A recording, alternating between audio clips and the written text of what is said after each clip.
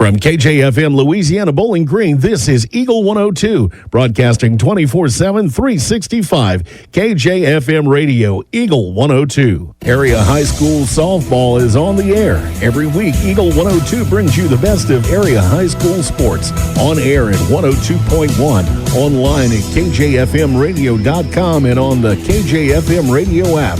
Now to the diamond for high school softball on your area sports leader, KJFM Radio. Well, we have dual district coverage, or not district, postseason action for you. Marion Everhart, Maddie Ingram with you in New Bloomfield. We have Mark Froelich with you in Cairo. He'll be joining us here in just a little bit as well. We're getting ready for quarterfinal action in Class 2 as the Elsberry Lady Indians will take on the New Bloomfield Lady Wildcats. We'll break it all down during the Bowling Green Pharmacy pregame show next here on Eagle 102. Game of the Week coverage brought to you by Hayden's Motorsports, McMailer & Sons Backhoe and Excavating, and Bernie's Pizza. As many as 50% of people don't take their medication as prescribed. Some never even fill their prescription, even if they don't feel well. Missing or not taking medication can be deadly. For questions about medication, your local Health Mart pharmacy is here to help. For fast, friendly service and affordable prices every day, visit your local Health Mart pharmacy, Bowling Green Pharmacy, located right on the square at 8 North Court in Bowling Green. Bank of Louisiana ensures their customers are always in the know when it comes to their banking. Bank of Louisiana's top-of-the-line mobile banking service allows you to check account balances, view your account history, transfer funds. Plus, you can pay your bills all on one app. Call Bank of Louisiana for more information or visit bola.cc. This is Tracy Brookshire with Pike County Health Department Home Health and Hospice. Did you know our agency currently offers over 30 programs and services to our communities? The Women, Infant, and Children's Program, infant through adult immunizations, car seat safety courses, diabetes counseling, and of course our amazing home health and hospice programs, just to name a few. Learn more by visiting our website at pikecountyhealth.org and see what services you and your family could benefit from. Your car, your stuff, your savings. Combine your auto and renter's insurance with a call to State Farm Insurance agent Cindy Blaylock in Louisiana and let Cindy show you how to put life back in your life insurance. Auto, home, and life. Make your wallet happy. Here to help life go right, State Farm Insurance agent Cindy Blaylock in Louisiana. Hear all the action from the Eagle 102 broadcast booth. Sponsored by Family Drug in Louisiana. It's time now for the Eagle 102 pregame show, sponsored by Bowling Green Pharmacy. Well, we have a few raindrops falling here in New Bloomfield. Marianne and Maddie here with you. Mark, how are things looking in Cairo? Well, things actually cleared off for a few minutes. The sun came out, but it's dipped back behind the clouds here. But it still looks like we're going to get this ball game in here in the state sectionals here at Northeast High School in Cairo as the Silex Lady Owls get ready to take on the Lady Bearcats. Field looks great. Beautiful ballpark here. Just hoping those raindrops stay away. Well, and that's kind of what we're hoping for here. We've got just a few little sprinkles falling here at New Bloomfield. Much like you, Mark, we have a really nice field. The athletic department has done a great job of having the field ready for the game. You could tell that they got some rain probably maybe an hour or so before we got here. So hopefully that's passing through as we have a quarterfinal action here in Class 2. Basically, Maddie, there's not enough Class 2 schools to do a sectionals like what Silex is having this evening. So Elsberry, who comes into tonight 19-7, is taking on the 15-9 Lady Wildcats at New Bloomfield. The winner of this game advances on to state, which is not for another basically week and a half. Yeah, and that Final Four round it's big, and for teams to get there, it's a good feeling, and it's a banner on the wall. And Mark, set up a little bit about what's going on with Silex tonight. You already mentioned they're in sectional play. Where do they go after this? Well, the winner of this ball game would take on the winner of the St. Elizabeth New Franklin game coming up on Saturday. Of course, time and place to be determined. But like you said, one more round in Class 1. Class 2, you win today, you're in the Final Four. How big is that to not have to go 2 rounds before you make it to state? Well, I tell you what, the Elsberry Lady Indians have been here for the past 3 years. They've come up short each time, and we had a chance to talk with the coach and said that, he feels like this year they're ready for it, and they're ready for it mentally. They're going to really rely on Addison Steele-Maddie to do her thing on the mound, I believe was his direct quote, and let her defense behind her take care of business. And I think that's going to be key this evening. It's going to be key, and not putting so much pressure on themselves is also going to be key. You're playing at New Bloomfield, which is an added factor, but trusting Addison Steele and Addison Steele trusting her defense is going to be key for the Elsberry Lady Indians today. Am I to note that even though we're playing at New Bloomfield, the coin toss before the game gave home field advantage to the Elsberry Indians, so they will be taking the field first. I have a good feeling about this. Well, between the two teams here, they've met a couple common opponents. And basically what I'm about to say is but from what you're saying, it doesn't sound right, but it's one of those good feelings. Elsberry unfortunately lost to Montgomery County 6-0, where New Bloomfield won 5-1. New Haven, New Bloomfield won 15-0, where Elsberry lost 5-1. And the most recent common opponent, Van Par, Elsberry got the win 6-0. Well, New Bloomfield got the win 14-7. But Maddie, we've talked about it time and time again. Mark said it numerous times. Once you're here, it doesn't really matter what your regular season record was. It doesn't matter what your regular season record was, and it's all about who has the momentum right now, who is going out there scoring the runs, who is making the key outs, and the Elsberry Indians are definitely on the right track. All right, Mark, talk to us a little bit about Silex Lady Owls.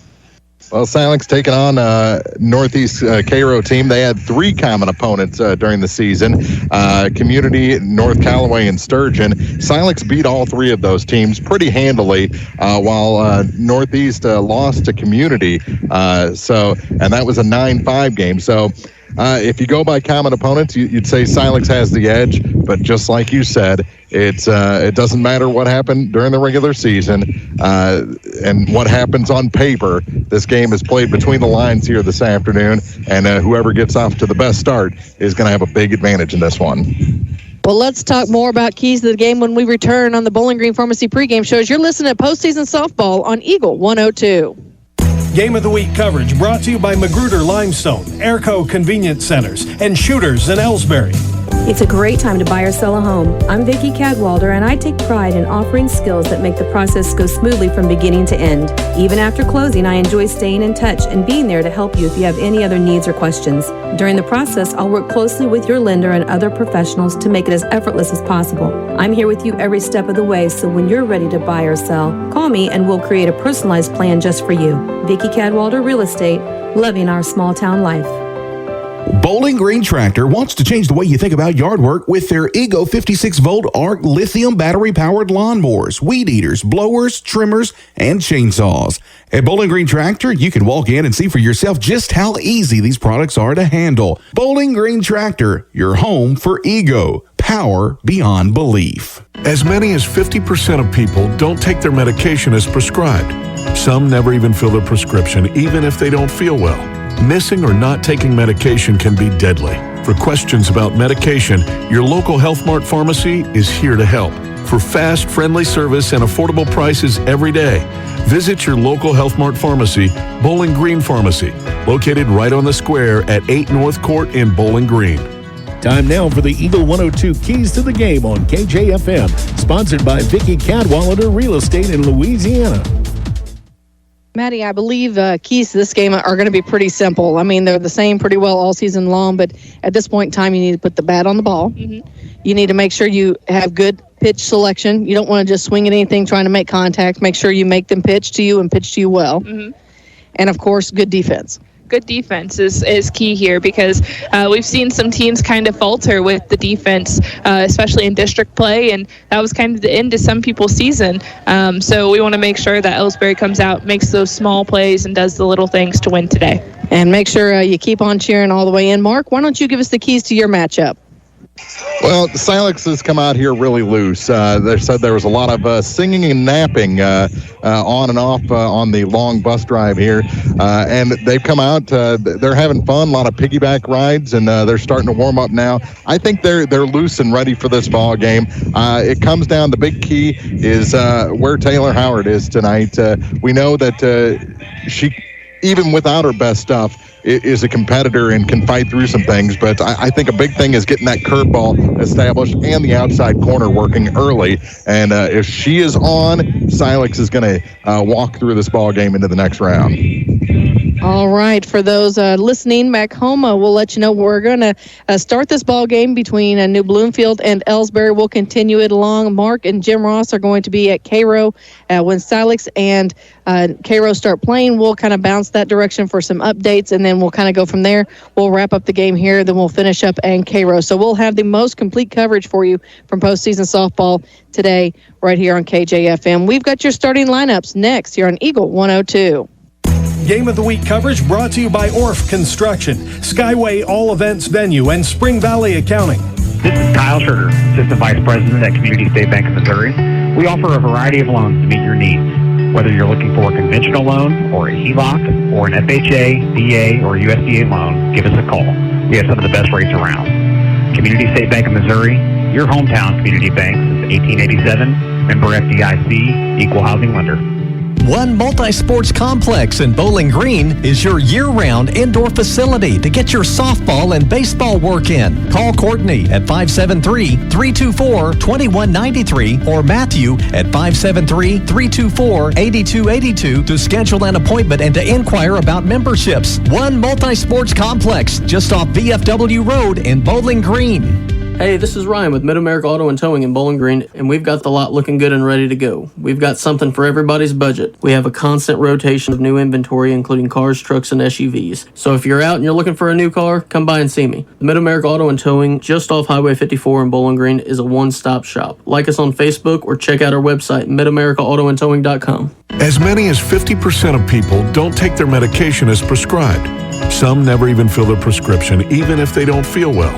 Missing or not taking medication can be deadly. For questions about medication, your local Health Mart pharmacy is here to help.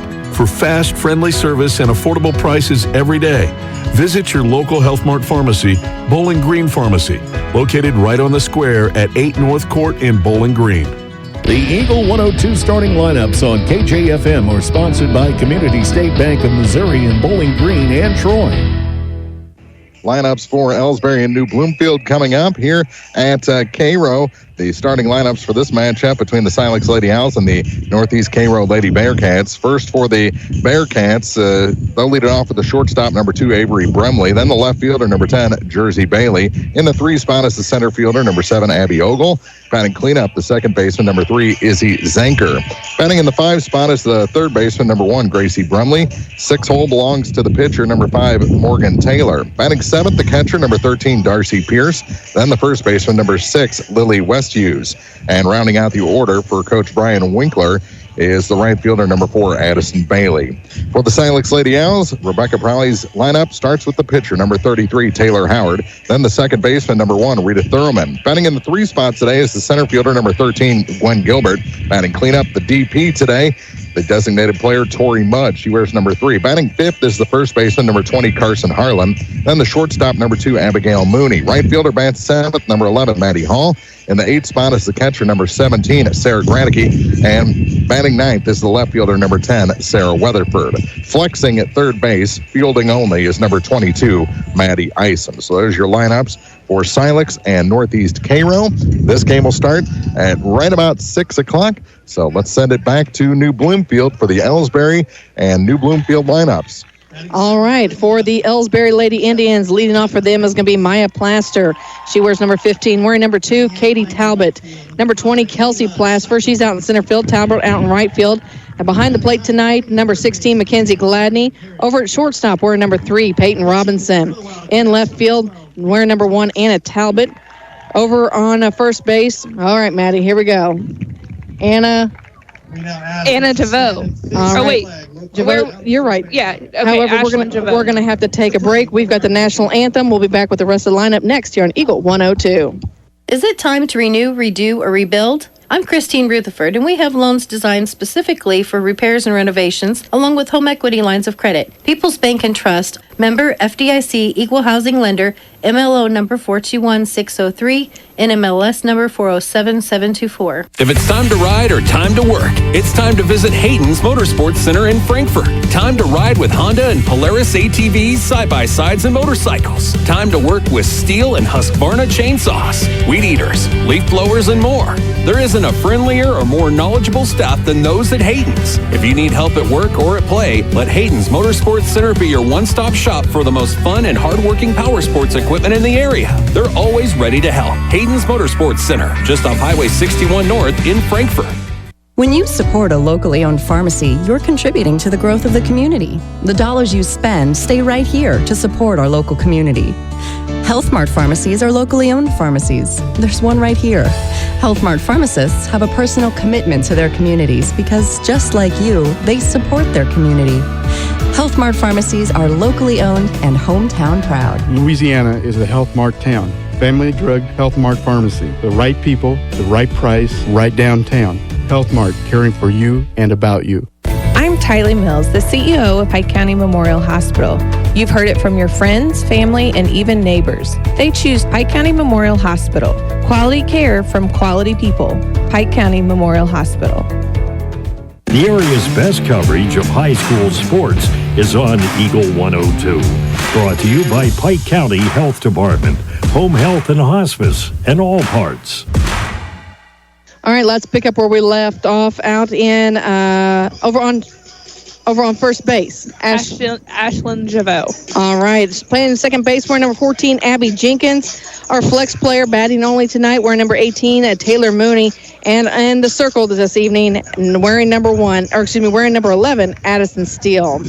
I'll let you handle the New Bloomfield because you were listening closely to some pronunciations there. Yeah, leading off for New Bloomfield is Avery Nichols, followed by Brooklyn Smith. Asia Nichols is in the 3-hole. Brooke Talbot is in the 4-hole, batting cleanup today. In the 5-hole, Reagan Smart. 6 is Macy Abbott, Jenna Nichols, Layla Scheikels, and then Cameron Heron is in the 9-hole for New Bloomfield. So there you go. Well, as we mentioned, even though we're playing at New Bloomfield, Elsberry is the home team. So, Maddie, why don't you set the defense for us once again? Yeah, so setting the defense for the Elsberry Lady Indians, Addison Steele is in the circle. For the Indians, behind the dish is Mackenzie Gladney. Ashlyn Javot is over at first base. Senior Abby Jenkins at second. Peyton Robinson is at shortstop. And Maya Plaster is at third base. Looking at the outfield, left to right, Anna Talbot is in left field. Kelsey Plaster is in center field, and then Katie Talbot is in right field. All right, we are ready to go as Avery Nichols has made her way to the batter's box. The Lady Indians are doing their final chant in the circle, and we're ready for quarterfinal softball here on KJFM. Again, Mark Froelich, Jim Ross, they'll be joining us as we move through the game. Their game not set to start until 6 o'clock, so here's for fingers crossed the games move quickly, mainly because it's throwing some spitting sprinkles on us. Yeah, and hopefully it goes in Elsberry's favor today. There we go. Steele, she's got her sign from Gladney behind the plate. She winds and fires. First one, it's a high foul ball. Out of play. We're already yelling for the people for a heads up because it went right behind us. You can definitely feel the energy here. The stands are packed. Yes, great crowd that has traveled with Elsberry this evening. As Steele winds and fires number 2. And there are call out a strike as well. So no balls and 2 strikes for Steele to get started. And we have the privilege of being seated right in the middle of all the Elsberry fans. So that makes it even more fun. And they call a ball just outside. So 1 ball, 2 strikes on Nichols. And we'll try to keep all of these kids straight because there's several Nichols on New Bloomfield. Yeah. And they all have the first name that starts with an A, too. Ball low. Evens up the count at 2 apiece. 2 balls and 2 strikes. As we're just getting underway here in New Bloomfield. This is quarterfinal action. The winner of this game advances on to state and Final Four.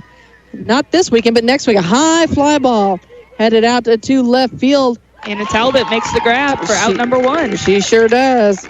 No problems out there, and that's going to bring up Brooklyn Smith for the Lady Wildcats.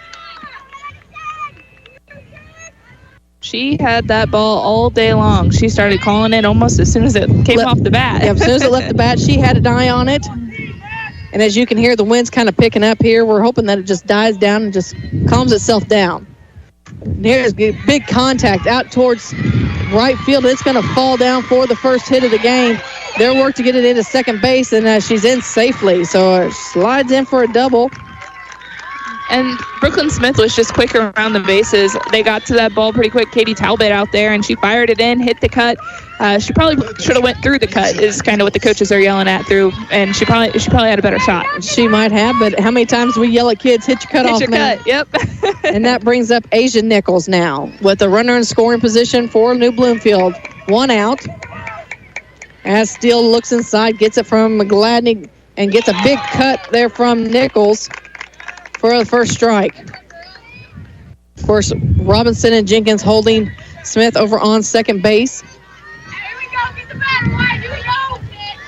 Nichols wears number 14 on her jersey. Ball outside, so 1 ball, 1 strike.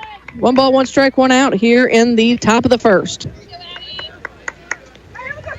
Steele again looks for the call. She gets what she's looking for, steps back, winds, and gets the ball on the inside corner, even though Nichols spun out of the batter's box. It went in there for strike 2. Asia Nichols was kind of fooled by that pitch. It was almost a defensive turn where she thought it may get her, and Steele racks up that inside corner. And it takes a cut, big swing to get out number 2 here in the bottom of the first. Now bring up Brooke Talbot.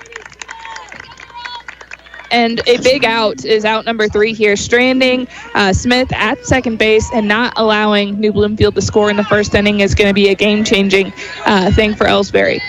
So, again, Gladney gives a sign. Steele gets it. She rocks back.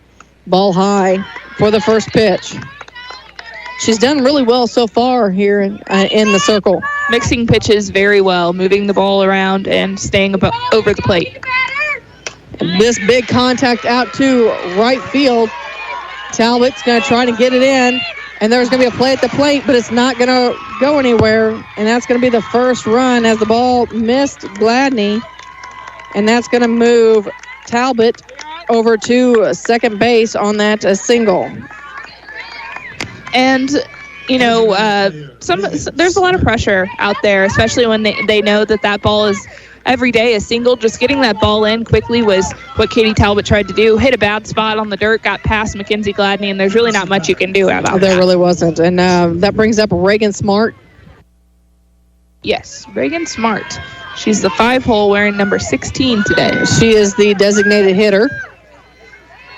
And they're going to clean off home plate if the umpire can ever get his brush out of his bag there. So 1-0 our score. New Bloomfield on top. 2 outs with a runner on second. As Steele rocks back again and fires one right down the middle. Way to come back at New Bloomfield. Throw a strike and dare him to take a swing at it. She just looks. Smart does. So again, Talbot out on second. She makes contact, Smart does, but rolls foul. Levi Yasina was the fielder on that one for the Elsberry Indians.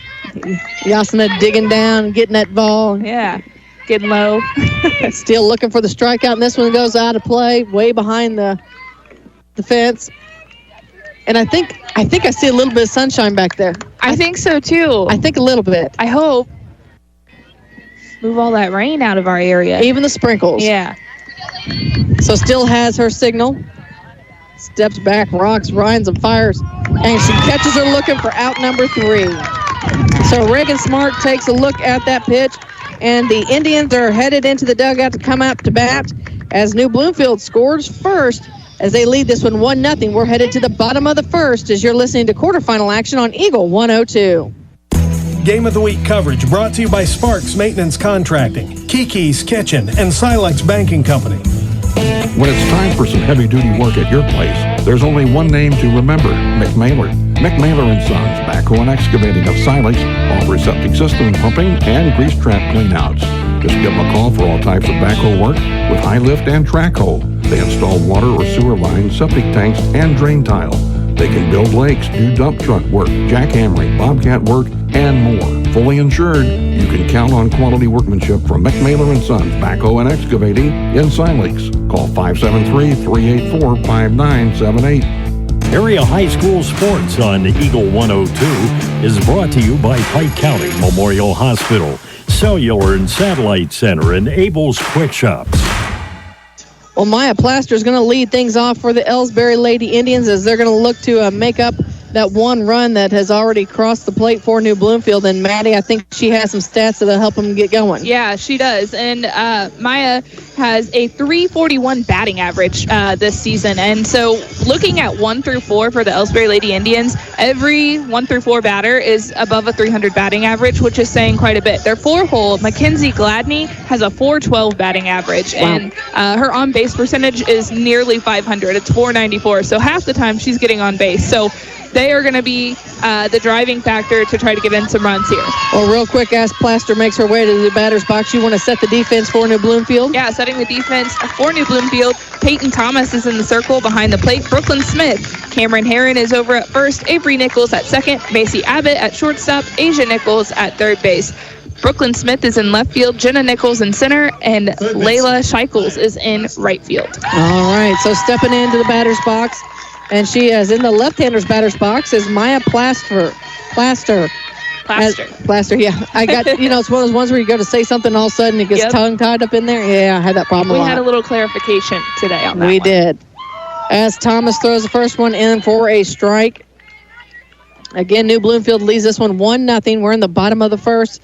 As, again, we're trying to remind folks that Elsberry is actually the home team here in this contest. They won the coin toss. They did. Peyton Thomas on the mound. She fires in for strike number 2. Plaster looks again, is hoping to get on there. Brings Talbot up right behind her, and then Kelsey Plaster. Little gust of wind come in, and ball high to Maya. Maya is being selective at the plate, not swinging at pitches that maybe not her pitch at this point. She's wanting to bounce them off and get one she can hit. Well, we talked about being selective in the pregame as a key to the game. You don't want to chase balls, and she fouls this one off to stay alive. So Peyton Thomas again in the circle for New Bloomfield. And Thomas has kind of stayed at the top of the zone so far. She was kind of like that in warm-ups as well. Ball low in the dirt. Evens the count at 2-2. 2 balls, 2 strikes, no outs. We're just getting started here in the bottom of the first. New Bloomfield leads Elsberry 1-0. It's a quarterfinal matchup here in Class 2. She fouls another one off, this time over the fans of New Bloomfield. So well out of play. They get a new ball in to Thomas. Thomas stands in the back of the circle, makes a few adjustments. She's looking for the sign from Talbot. And high fly ball. They're going to try and drop it, and she does. It's a single for Plaster. Plaster gets on base, gets a single to start things off for the Lady Indians, and that brings up a Talbot. That ball is a tough one to make a play on, but, when your team is out there defending, you want them to make that play, but at the plate, you want that ball to drop, and typically it does. And she dropped it just perfectly in the grass right there to where Macy Abbott and Jenna Nichols, and Brooklyn Smith couldn't get to it. Strike down the middle in there from Thomas to Talbot.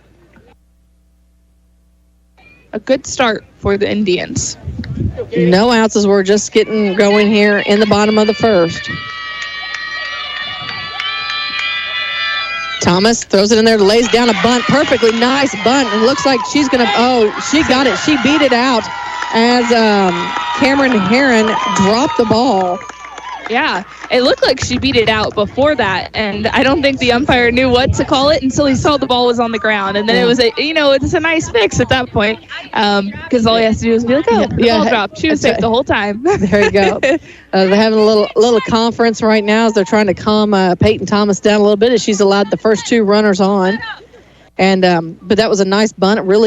It kind of died as soon as it hit, and then was a slow roller, and coming in was Asia Nichols. She was able to dig it up and get the throw over, just isn't quite quick enough. When she did, Cameron Herron she just dropped. She didn't quite squeeze the glove tight enough. And Katie Talbot is pretty quick, and she didn't show bunt until late, which makes it really hard for New Bloomfield's defense, especially looking at how far back Abbott plays, Nichols plays at third.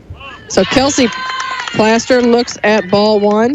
as she has 2 ducks sitting on the pond out here with Amaya on second and Katie Talbot on first.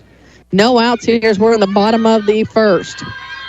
Thomas winds and fires, and Kelsey looks at a strike there, evens it up 1-1.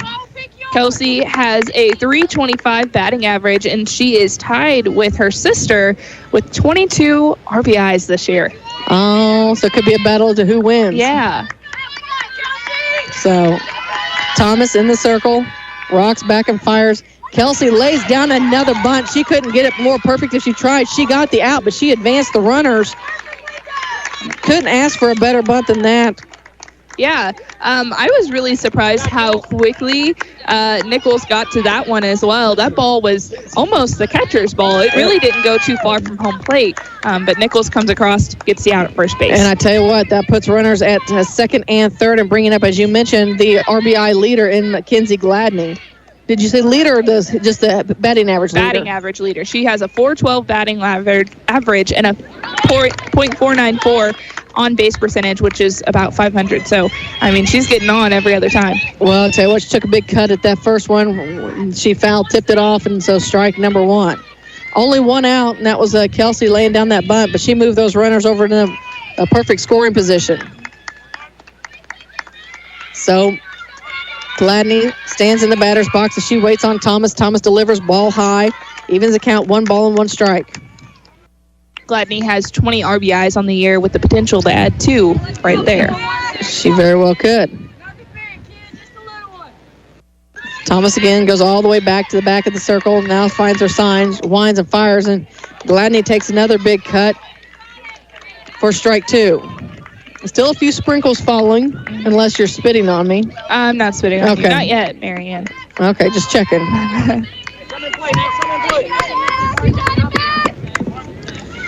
Thomas again stands on the rubber, fires one in, and she catches Gladney looking at that one for out number 2.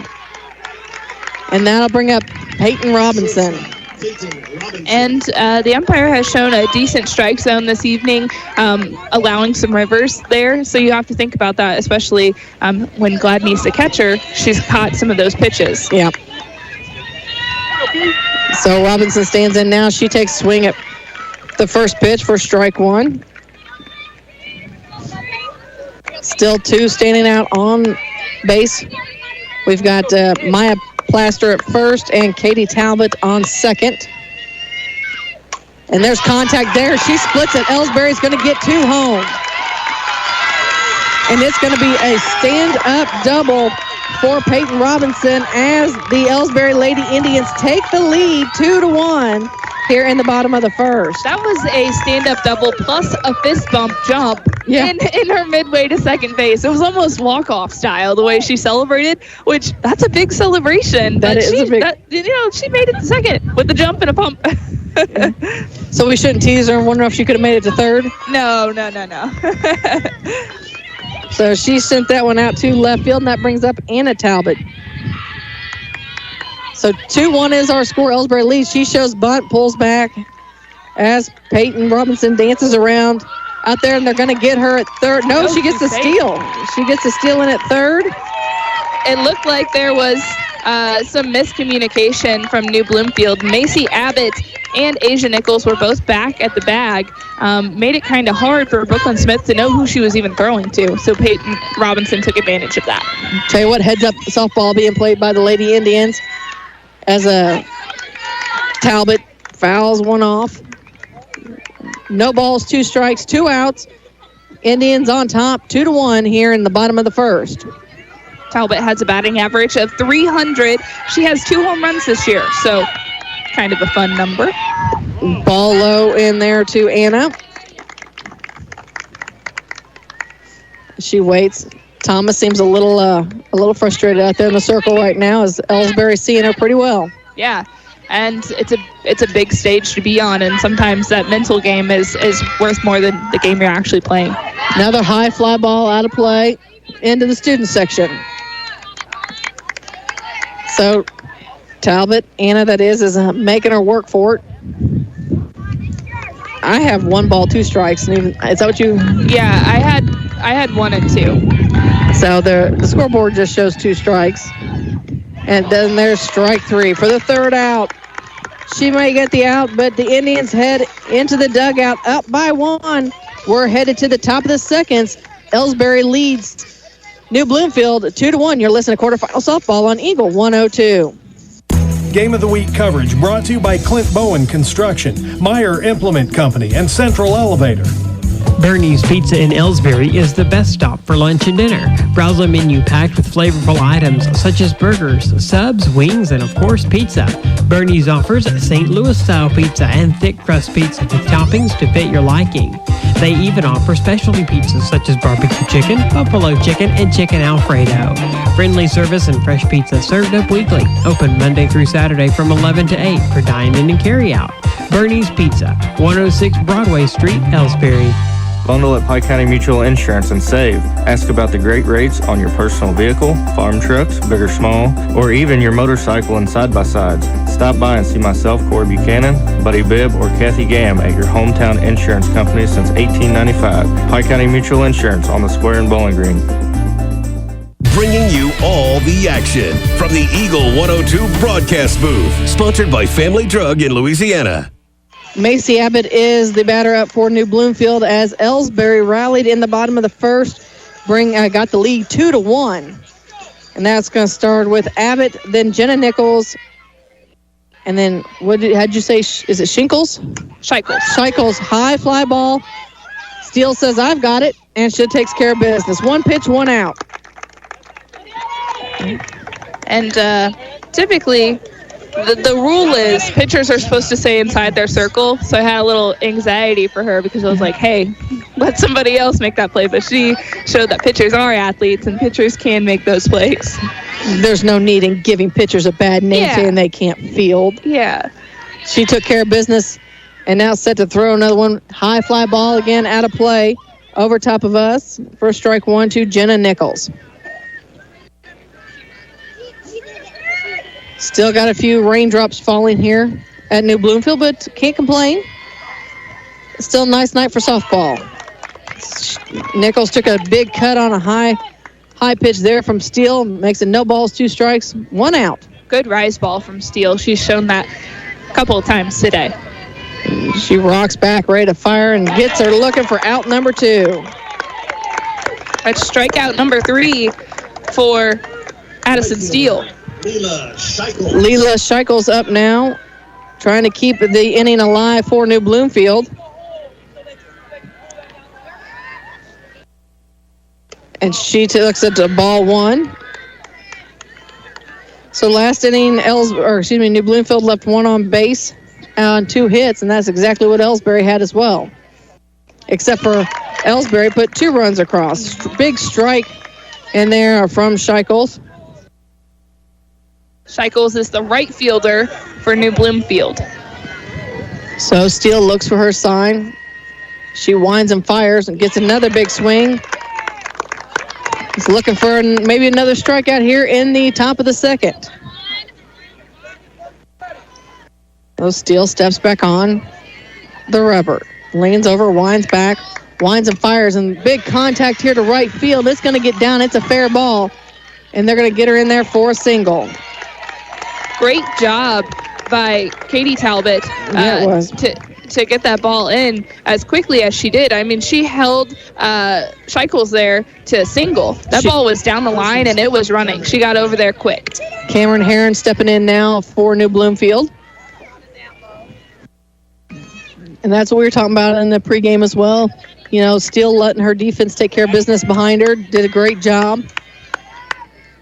As Steele fires in the first one, ball high. Scheikels just kind of stuck her bat out and punched that ball to right field. She did, and now we'll see if New Bloomfield wants to run on Gladney. Strike 2, or first strike is a foul down the line over to New Bloomfield's bench.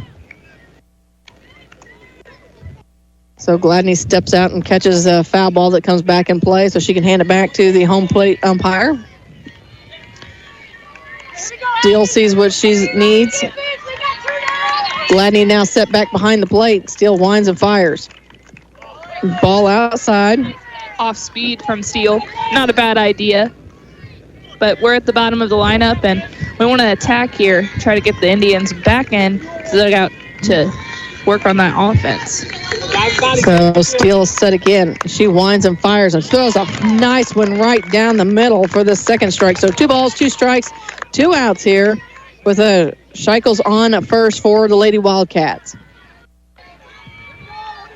Steele looks inside, has her spot picked, and fouls this one off. That's Heron, fouls it off, stays alive. Scheichels was off to the races. She had to come back. So here comes Steele again. 2 outs. Gets it in there, gets her swinging, goes down with another strikeout on the day. 3 outs. The Lady Wildcats leave another one stranded after allowing 1 hit. We're headed to the bottom of the second. Elsberry leads New Bloomfield 2-1. You're listening to Quarterfinal Softball on Eagle 102. Game of the Week coverage brought to you by Night Owls Cafe, Bowling Green Veterinary Clinic, and First Mid-Bank and Trust. Magruder Limestone Company is locally owned and operated, located throughout communities across Missouri. Magruder Limestone Company, with quarries in Troy, Frankfort, Foley, Ashley, and Silex, provide the Pike and Lincoln County area with high-quality limestone aggregates. Since 1969, the Magruder Limestone Company has grown substantially and continues to increase production each year. Magruder Limestone Company, a proud sponsor of area sports. Follow area high school sports on KJFM Radio, brought to you by Young Enterprises, Family Drug, and Brown Smokehouse Meats. Great pitching at the top of the second inning by Addison Steele. Just allowed the 1 hit and got a couple more strikeouts under her belt. And again, Elsberry's getting ready to head into the batter's box up at 2-1. Ashlyn Javot is at the plate for the Elsberry Lady Indians. She has a batting average of .271 this year, an on-base percentage of .352. So Javot sets in, then up is Abby Jenkins and Taylor Mooney. And if any of those get back on, we're back to the top of the order. So Javot wears number 6 on her back on the white tops of the Lady Indians. They have their red pants on, black socks. As Thomas throws in ball 1. Thomas was a little rattled that first inning, and a lot of energy, a lot of emotions, and now is the time to really put your foot on the gas, put a couple more runs on the board, and see where it gets you. Elsberry will see if they can rattle her a little bit more here in the second. As Javot wants to look to make contact, and instead it...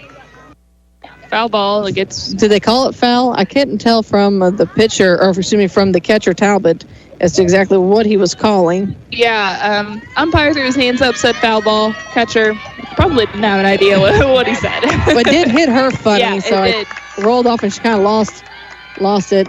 Thomas, a little bit of a wild pitch there for ball 2.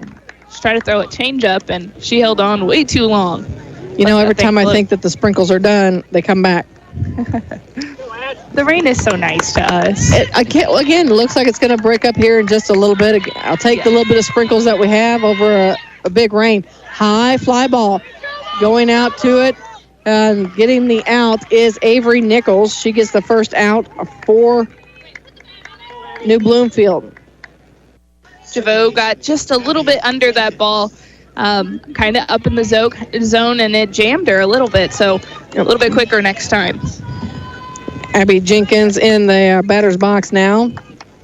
As she steps in, she wears number 14 on her Indians jersey. Jenkins is a senior. She puts the ball in contact right down the shortstop. She tries to dig it out. Nice contact by Jenkins. Just wasn't quite quick enough to beat it to the bag. And that brings up... Nope, that brings up...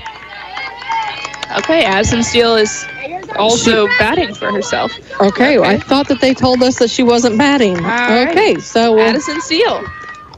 And she makes contact on her first appearance. So they did this whenever they played Silex as well. And I should have thought about that. Well, I could have swore that we were standing here when the announcer asked if Steele was going to be batting. Yeah. So Steele looks at ball 1. It doesn't matter if she's in the batter's box and she's up to bat. We've got it taken care of. Yeah. So Steele wears the sticks on her jersey. Red numbers, black trim. 2-1 is our score. Elsberry leads New Bloomfield in the bottom of the second. Thomas looks inside. Ball, though, in the dirt. That's back-to-back balls that have hit the dirt. Looks like she's trying to go low on Steele and kind of missing her mark. Steele has a .255 batting average, and she has an on-base percentage of .352. 5 RBIs this year. So Thomas, she rocks back, winds and fires, and Steele gets a hold of this one again. And again, it's in foul territory. Evens the count, 2 balls, 2 strikes, 2 outs. So Thomas rubs her hand in the dirt, walks back to the back of the circle. As she gets her sign now. Ball high, full count. I think this is the first full count we've seen on either side. It is. Both pitchers have kind of controlled their pitches around the zone pretty well today. So Steele in the batter's box for the Lady Indians. Full count. Thomas fires in. Steele goes down swinging for the 3rd out. We're headed to the top of the 3rd. The Elsberry Lady Indians are leading the New Bloomfield Lady Wildcats as you're listening to quarterfinal action on Eagle 102. Game of the Week coverage brought to you by Aloha Wood-Fired Pizza and Big Iron Auctions. Garrett Gordy, sales rep. The Mercantile Bank of Louisiana is introducing Merc BK Mobile with the ability to take a picture of your check and deposit it into your Mercantile Bank account. You'll never have to worry about getting to the bank. Find more information by visiting mercbk.com. The Mercantile Bank, located on the corner of 3rd and Georgia Streets in downtown Louisiana. Member FDIC. Before or after the games this season, let's go to Airco. They're always glad to see you at Airco Travel Plaza in Bowling Green and Airco Convenience Store in Louisiana. Stop in, fill up your vehicle, and fill yourself up with deli sandwiches, snacks, soda, Chester's fried chicken, and more. Good luck to the area teams this year from all your friends at Airco. Open 24 hours a day in Bowling Green on Business 61 South and from Airco Convenience Store, Junction 79 and 54 in Louisiana. Let's go, Airco. Hear all the action from the Eagle 102 broadcast booth. Sponsored by Family Drug in Louisiana. Well, looks like we are headed to the top of the order for New Bloomfield. Again, Elsberry leads New Bloomfield in the top of the 3rd, 2-1. So Avery Nichols steps in. She got out her first as she hit it out to a left field. But Anna Talbot took care of business out there. She's going to tries to fly it back out there, but it's going to be out of play. Steele looking to kind of adjust a few things and get through this top part of the lineup, hopefully without letting New Bloomfield score. So it'll be Nichols, Smith, then Nichols again, and if anybody gets on, Brooke Talbot. So Steele doing very well in the circle. Looks for her call. She has what she's looking for. Hand in the glove as she steps back, rocks, winds, fires, and puts this one right to the 3rd baseman, Maya Plaster. She handles the business easily.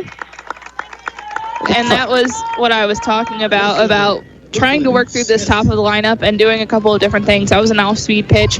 Low, it almost looked like a drop ball. Maya Plaster got that ball right over to first base, and it goes back to working with the defense, as we mentioned in the pregame. So that steps up Brooklyn Smith. She sent it out to split the difference between center and right field, I believe, last time. Yep. As Steele throws ball high. That one gets past her. Mackenzie Gladney just threw that ball a little bit taller than Addison Steele actually could jump. Her hops didn't quite there, huh? No. So Smith was the lone player to come around, touch home plate for them. Great inside pitch from Addison Steele. Kind of tied up Smith, and Smith didn't really know what was coming her way. So one ball, did you say they called it a strike? Yeah, yep, there it is. Strike. It's a fly Makes ball. contact. And there's the first hit. And the 3rd. That ball dropped between Abby Jenkins and Katie Talbot, just in that no man's zone, which we were talking about earlier as well. But that gets Smith on first base. Third baseman, Asia. So Asia Nichols steps in now. Asia went down swinging back in the 1st for the 2nd out. So Steele looks. She winds and fires ball high to Nichols. Smith standing on first base, 1 out. Ken Elsberry leads New Bloomfield 2-1 here in this quarterfinal matchup. Don't forget we've got Silex and Cairo action coming your way as well. That game's set for first pitch at 6. Right back to the pitcher. Steele goes second. Gets the lead runner for the second out. Allows the other hit, but good heads-up play there from Steele to Peyton Robinson. And that was really heads up from Addison Steele. You want to get that lead runner, and it keeps somebody off of second base and a runner out of scoring position. And you now have 2 outs. So now up is Brooke Talbot.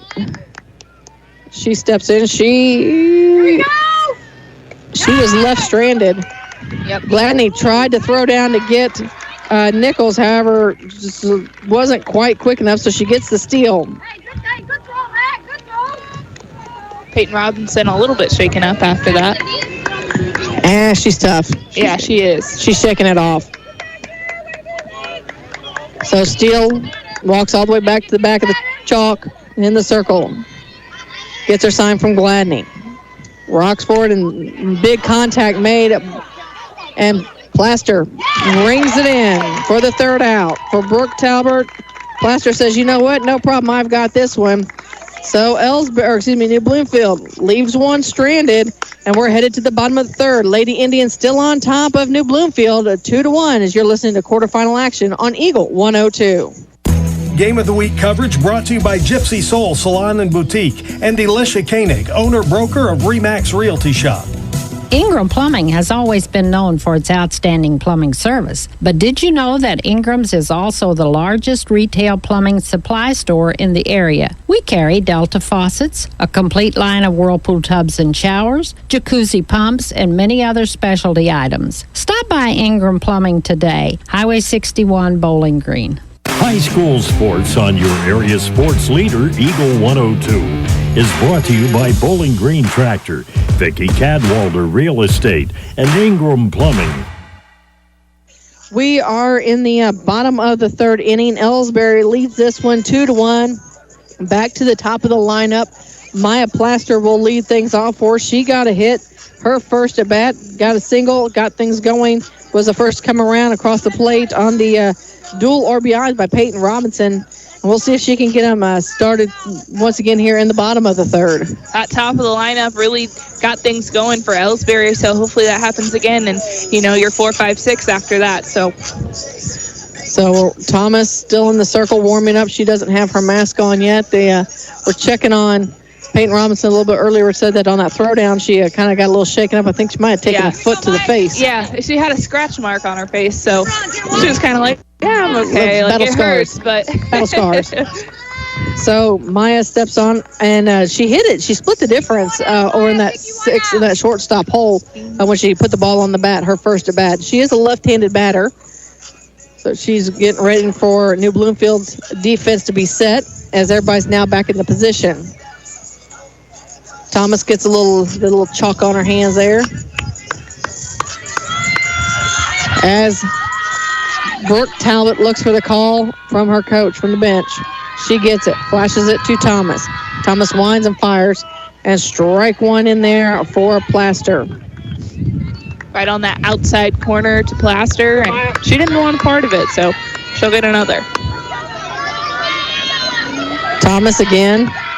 She rocks back, and Plaster goes and takes a piece of this one and hits the fan section for New Bloomfield for no balls and 2 strikes. And I think that's kind of how she started it out the first one, too. She went 0-2, and then she worked her way. Got to 2 balls and 2 strikes before she put that ball in play. Yeah. Worked to count, which is what you want to do. Very disciplined. Thomas fires, and you tell Plaster wanted that one. She it was high up by the eyeballs, and she thought maybe she might take a crack at that one, but disciplined enough to hold off and takes it 1 ball, 2 strikes. Took those eyes all the way to the back of the glove, watched it all the way across the plate. She couldn't lay off that one, gets the first out for the Lady Indians. And in brings Katie Talbot. Talbot I don't even have what she did. Did she get on base? Talbot had the bunt to third That's base. It was right. a single. She showed it late. Bunt for a hit.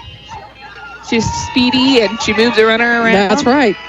I was looking at my notes, but apparently I was fascinated. And this time she puts this one clear out to center field, and she's going to be at least a double, if not a triple. And she's running in up a stand-up double for Talbot. That ball was off the top of the wall. I mean, this is kind of a steep fence out there, but wow, that was a shot. Line drive shot from Katie Talbot for a double. Well, now Kelsey Plaster, she at the sack bunt. She moved everybody around her first at bat in the first, and we'll see what she's going to do here. Personally, I kind of like to see her make some contact, send it right back out there to center field again. Plaster has had a great year. As we mentioned, she had a .325 batting average, and she has 22 RBIs this year. I know we were talking about it earlier. Her and her sister are tied. So let's see if Kelsey can put this one in play and pick up a run. Like the cheering section we have going over here, we've Lady Indians brought their own little cheerleaders with her tonight. And here's Plaster. She loops it in, and it's going to bring around Talbot for a stand-up RBI. So that is Kelsey who leads in RBIs now.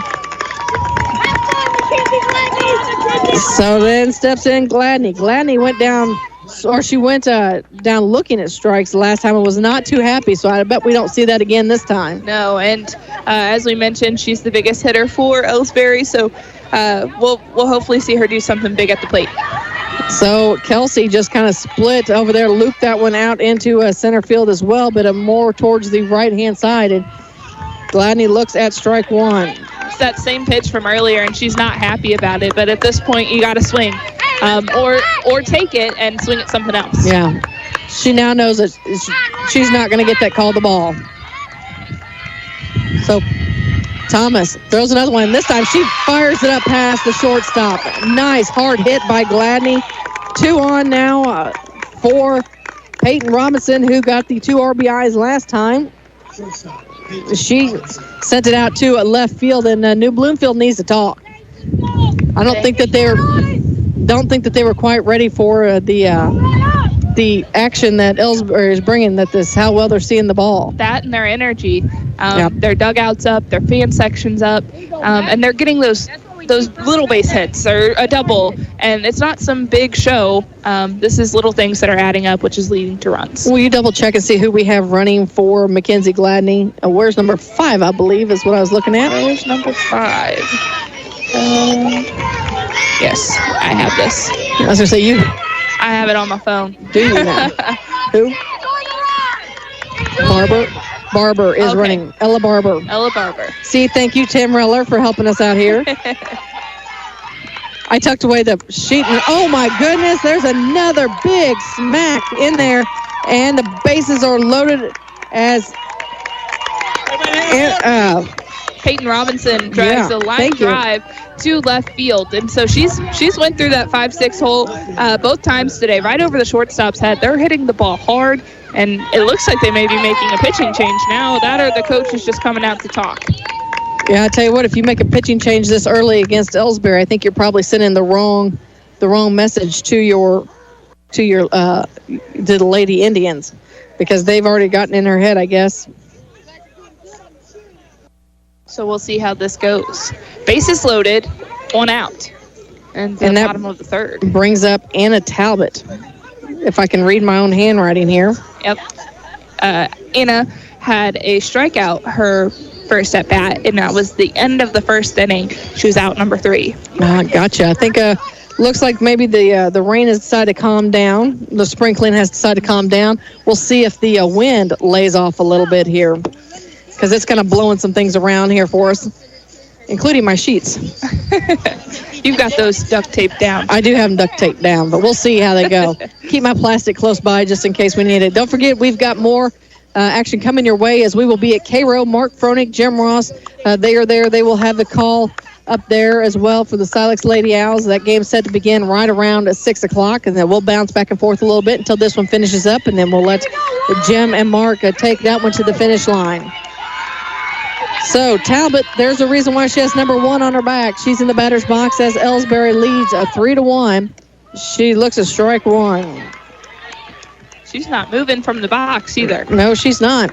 Kind of a different tactic. She didn't even look at Coach Yasina. I think she knows She knows what her job is. Bases loaded for Talbot. One out.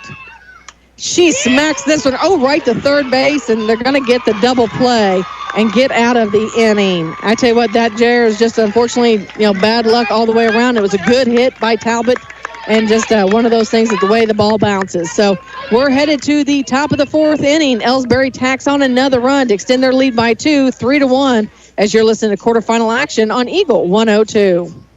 Game of the Week coverage brought to you by Hayden's Motorsports, McMailer & Sons Backhoe and Excavating, and Bernie's Pizza. Stop in Shooters in Elsberry for their tasty menu items such as a matzo bomb, naked wings, pizza, the hickory burger, or the bacon chicken wrap. Friday night is steak night at Shooters, and they have freshly grilled hand-cut ribeyes and bacon bourbon petite fillets. Check out Shooters on Facebook for event announcements and specials. Open daily from 11 a.m. until 1:30 in the morning. Shooters in Elsberry. Here's one question that has no wrong answer. Are you going to choose the new Shell and Fuel Rewards card to be used at Shell stations, or the Shell and Fuel Rewards MasterCard that can be used everywhere MasterCard is accepted? With both, you save 10 cents per gallon up to 20 gallons every time you fill up. And you also earn 10% rebates on your first $1,200 in non-fuel purchases per year at Shell stations. See? You can't go wrong with either. Visit www.shell.us/getrewards and apply today. At participating Shell stations only. Terms and conditions apply. Bringing you all the action from the Eagle 102 broadcast booth. Sponsored by Family Drug in Louisiana. Well, Reagan Smart stands in the batter's box, and she puts the contact on there, but guess what? It is Kelsey Plaster who says, nope, not today. She snags that one right out of the air and gets out number 1. Hot shot to center field, but Plaster came up with that, and 1 pitch, 1 out. We like how those go. So in the steps, Macy Abbott. Macy Abbott, she went back to the pitcher her last at bat. She swings at strike number 1. 3-1 is our score. Lady Indians lead the Lady Wildcats in the top of the 4th. Again, if you're just joining us, Elsberry is actually the home team on the scoreboard tonight, as Abbott fouls that one off. So they're batting in the bottom of the order. Some people are getting confused because I kind of confuse myself occasionally when I say it. So top of the 4th inning, New Bloomfield in the batter's box. See, I jinxed myself all kinds of ways. And Steele throws one down low, tries to get Abbott to chase, and no luck. So 1 ball, 2 strikes, 1 out. So Steele looks from Gladney, finds her sign, winds and fires, and fouls another one off.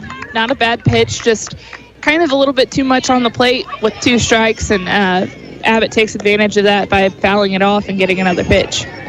So it goes Macy Abbott, Jenna Nichols, and then Leela Sheichels. There we go. So Steele looks inside. Gladney's in position now. Now they call time. Everybody's got their sign now. Make sure the communication was correct. Yes. It's kind of loud here. It is. Plus windy. And they get her going down as she swings at strike number 3 for the second out. So Jenna Nichols, who went down looking her last at bat. Yep. That was in the second inning. Yes, that was in the second inning. She went down looking, and Abbott made 5 strikeouts today for Addison Steele. A high fly ball out of play once again for Nichols. I don't know if that crashing sound was the ball hitting something behind us or just happened to be like some metal falling at the thing. I don't know, or if somebody had a sound effect, but that was kind of nice too. She connects here. It's still in foul territory. So strike number 2. And we'll see what Steele has up her sleeve to try and get out of this inning without allowing a runner on the bag. So Steele waits for Gladney. Gladney gives the sign, looks what she's looking for. Steele sets, rocks back, winds, fires, and ball just outside. Beautiful curveball on the outside corner. Kinsey Gladney just kind of fell with it, and I think the umpire saw that and didn't call it a strike. Couldn't quite frame that one up. it was a nice ball to get her to chase on. So nice pitch selection there. Steele set. She throws again. Contact here, but right to Jenkins. Jenkins scoops it up and dishes it out, and that's out number 3 on that 4-3 play. And we are headed to the bottom of the 4th. Elsberry leads this one 3-1. You're listening to quarterfinal action on Eagle 102. Game of the Week coverage brought to you by Magruder Limestone, Airco Convenience Centers, and Shooters in Elsberry. Farmers, the crew at Mike's Tire Service Center is here to serve you. They know the hours you put in, which makes it difficult to get that equipment in for service. Therefore, they offer on-the-farm tire repair. Hi folks, my name is Cody Kirkendall, Mike's Tire Service Center, located on Business Highway 61 in Bowling Green. The most complete coverage of high school sports is on Eagle 102. Brought to you by Mid-America Auto and Towing, the Mercantile Bank, and Pike County Mutual Insurance. Madison, I hope I'm not going to jinx anything. I tell you what, I've been really impressed this evening by the small things that Elsberry is doing right. Even that play, Abby Jenkins watched that ball all the way into her glove, scooped it up nicely, and got that thrown over to first base to get that third out. And those are things you've got to do to win these games. Exactly. And when one player does it, you can kind of feel that energy. Everybody starts to do it. And I think that their mission is to make it to the Final Four this year, and they're definitely playing like that in this game. Now, again, reminder, even though they're playing tonight, the Final Four that they'll be playing isn't actually until next weekend, the 29th, 30th time frame. So, of course, we'll keep you updated right here on Eagle 102. Coming up to bat for Elsberry is Ashlyn Javot. Javot is stepping in as she got out at second base, or she hit to the second baseman. And she flew out to her at her first at bat in the bottom of the second. It was right between right field and second base, and didn't think New Bloomfield was going to come up with that. And she takes a look at ball 1 to start here in the bottom of the 4th. This game moving along pretty nicely here. Hopefully, again, we don't have any wood to knock on, not to jinx it. So yeah, we'll have somebody in the dugout do it for us, assuming there's wood. I don't know. Yeah, we can see it right there. Nice high fly ball. Looks like it could get out to a center field. Jenna Nichols looks for it. She calls it. And that's the first out for Elsberry here in the bottom of the 4th, but still good contact.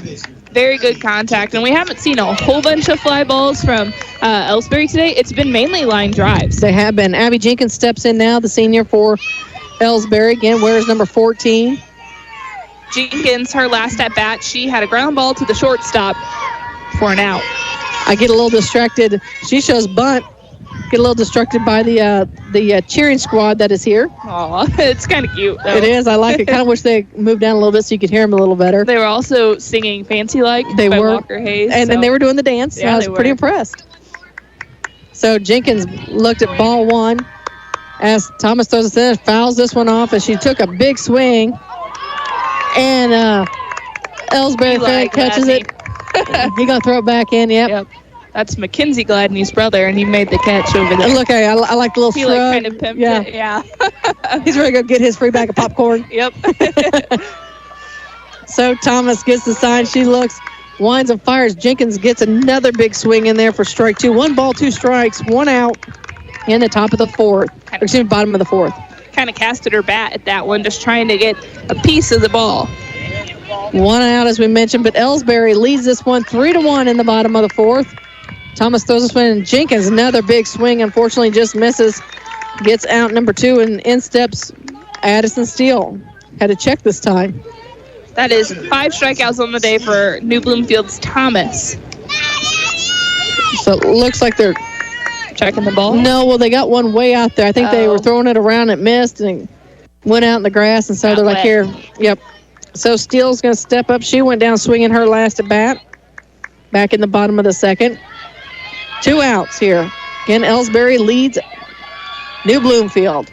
Steele takes a big swing and a nice pitch in there for strike 1. Steele's just looking to help herself here. If she can get on, we're back to the top of the order, and that's when we're going to see some runs come across the plate. So Steele just wants to make a little bit of contact. As Thomas throws this one in, she fouls this one off. Now, this is something I, again, hope I'm not jinxing anybody, but, we're almost through 4 innings, and we haven't had a walk. That is something we haven't even gotten close to a walk. That's good pitching. I think we've had 1 full count, I believe. Competitive pitching on both sides. Competitive pitchers throw balls in the strike zone. So there you go. I was taking a look through there. Steele fouls another one. She stays alive. No balls, 2 strikes, 2 outs. I see Steele took Thomas to a full count. Her last at bat. I think that's the only full count they've had. Full count that. And I believe that Steele has not thrown a full count yet. So good pitching here in this quarterfinal matchup. Steele fouls another one. I feel like now we should be playing some type of game. See how many she can foul off. Making her work. Get that pitch count up. Again, a reminder, we'll have a Silex and Cairo for you coming up a little bit later this evening. Mark Furnick, Jim Ross getting ready there. They're about 7 minutes from first pitch. Steele gets another one. Rolls foul. So the Sticks is in there battling. She did this in the Silex game, too, whenever Silex was playing Elsberry. Elsberry beat Silex that day. Yep. But she was a battler at the plate. Thomas throws this one in there. She chases it, gets it for the 3rd out. We're headed to the top of the 5th as Elsberry leads New Bloomfield 3-1 as you're listening to quarterfinal softball action on Eagle 102. Game of the Week coverage brought to you by Orff Construction, Skyway All Events Venue, and Spring Valley Accounting. It's a great time to buy or sell a home. I'm Vicki Cadwalder, and I take pride in offering skills that make the process go smoothly from beginning to end. Even after closing, I enjoy staying in touch and being there to help you if you have any other needs or questions. Call me and we'll create a personalized plan just for you. Vicki Cadwalder Real Estate, loving our small town life. Hello, this is Brittany Hinkey with Community State Bank of Missouri. Now is the perfect time to start saving for retirement. Community State Bank offers competitive rates on traditional and Roth IRAs. Unlike most investments, some contributions may be tax deductible and will grow either tax deferred or tax free. Come in and see one of our IRA representatives in Troy or Bowling Green to maximize your savings opportunities today. Community State Bank of Missouri, your hometown community bank since 1887, member FDIC. Hear all the action from the Eagle 102 broadcast booth. Sponsored by Family Drug in Louisiana. Shekels is in as the first batter for New Bloomfield here in the top of the 5th inning. Steele still in the circle for the Lady Indians, doing a fabulous job as I was trying to look back over the pitch count again. And as what I suspected a little bit earlier, she hasn't even gotten anybody to a full count yet. Yeah, and that, I mean, she's being efficient. She's working the zone, making people swing the bat, trusting her defense. So Shekels had a single to right field her last at bat. She looked at ball 1 and strike 1 on the inside there for this time. So 1 ball, 1 strike.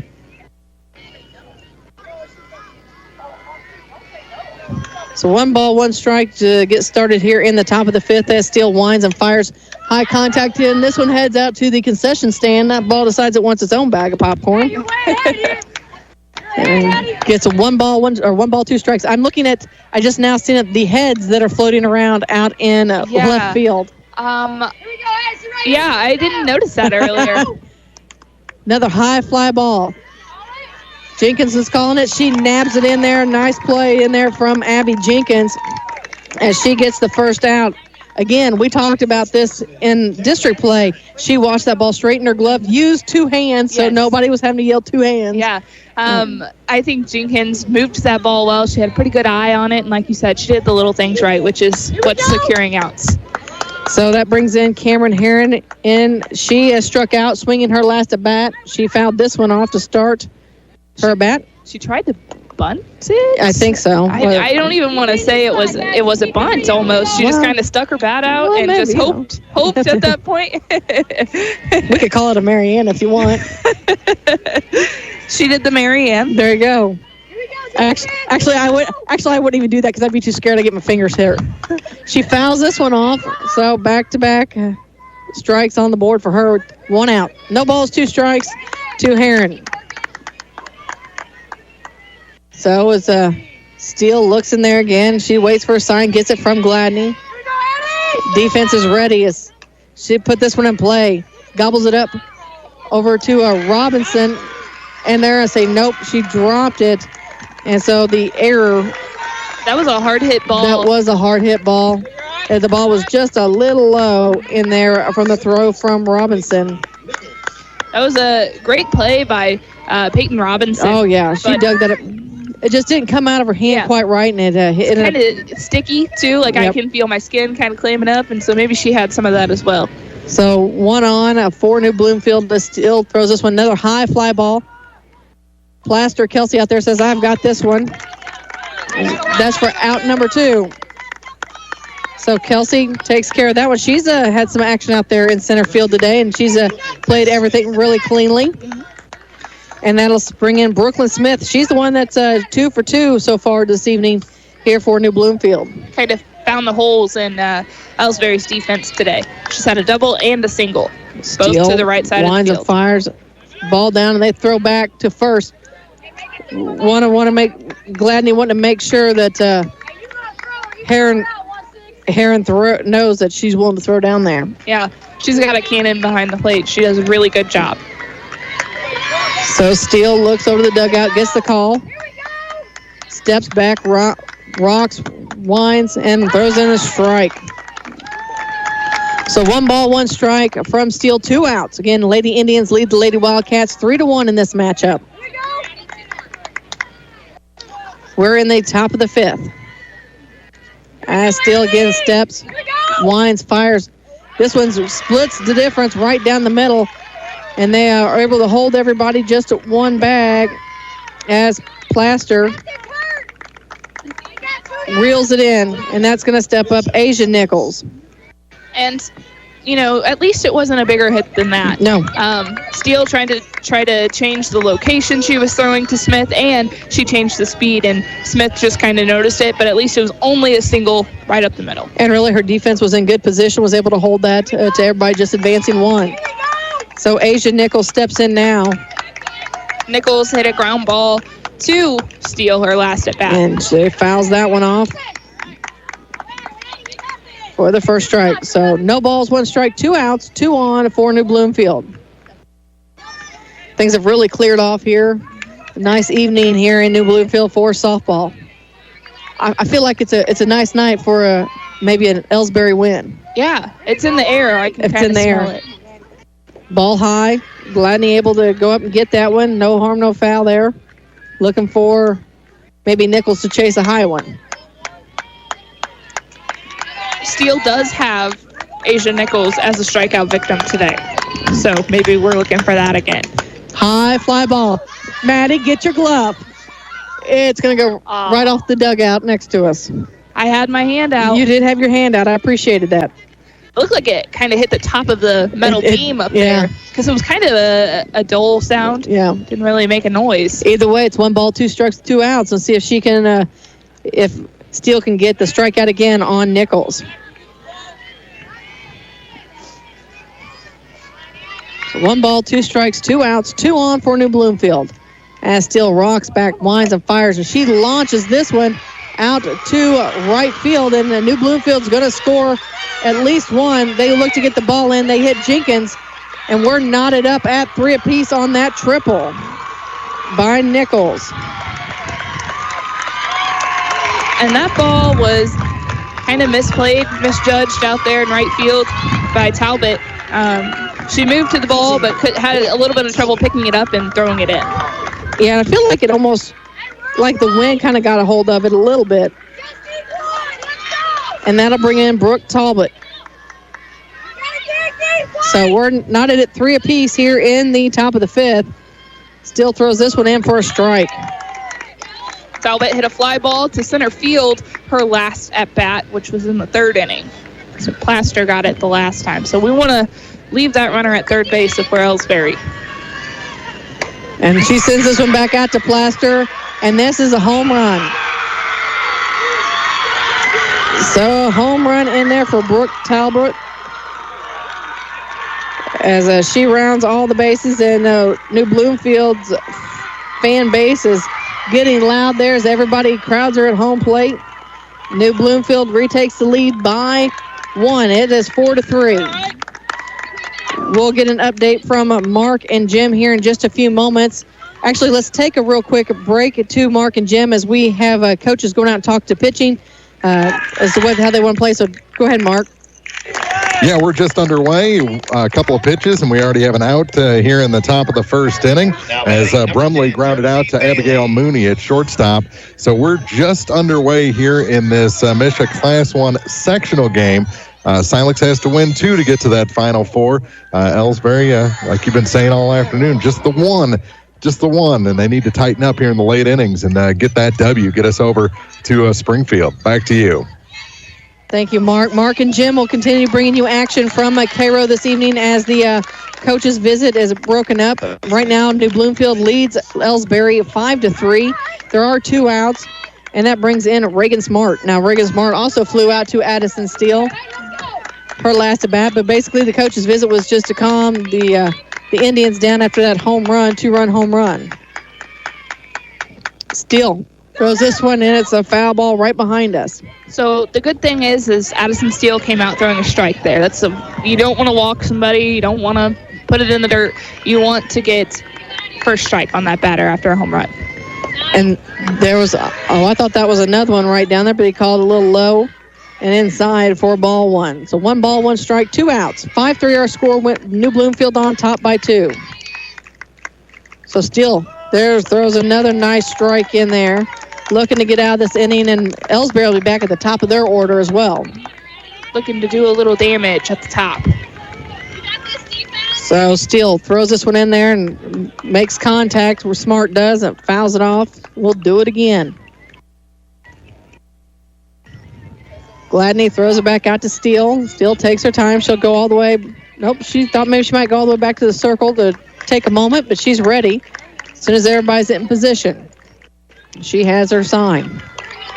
Adjusts the face mask. She steps back. She rocks, winds, and fires. And this one's right back to Steele. Steele says, I've got this one. And that's out number 3. We're headed to the bottom of the 5th. New Bloomfield leads Elsberry 5-3 as you're listening to postseason softball on Eagle 102. Game of the Week coverage brought to you by Sparks Maintenance Contracting, Kiki's Kitchen, and Silex Banking Company. As many as 50% of people don't take their medication as prescribed.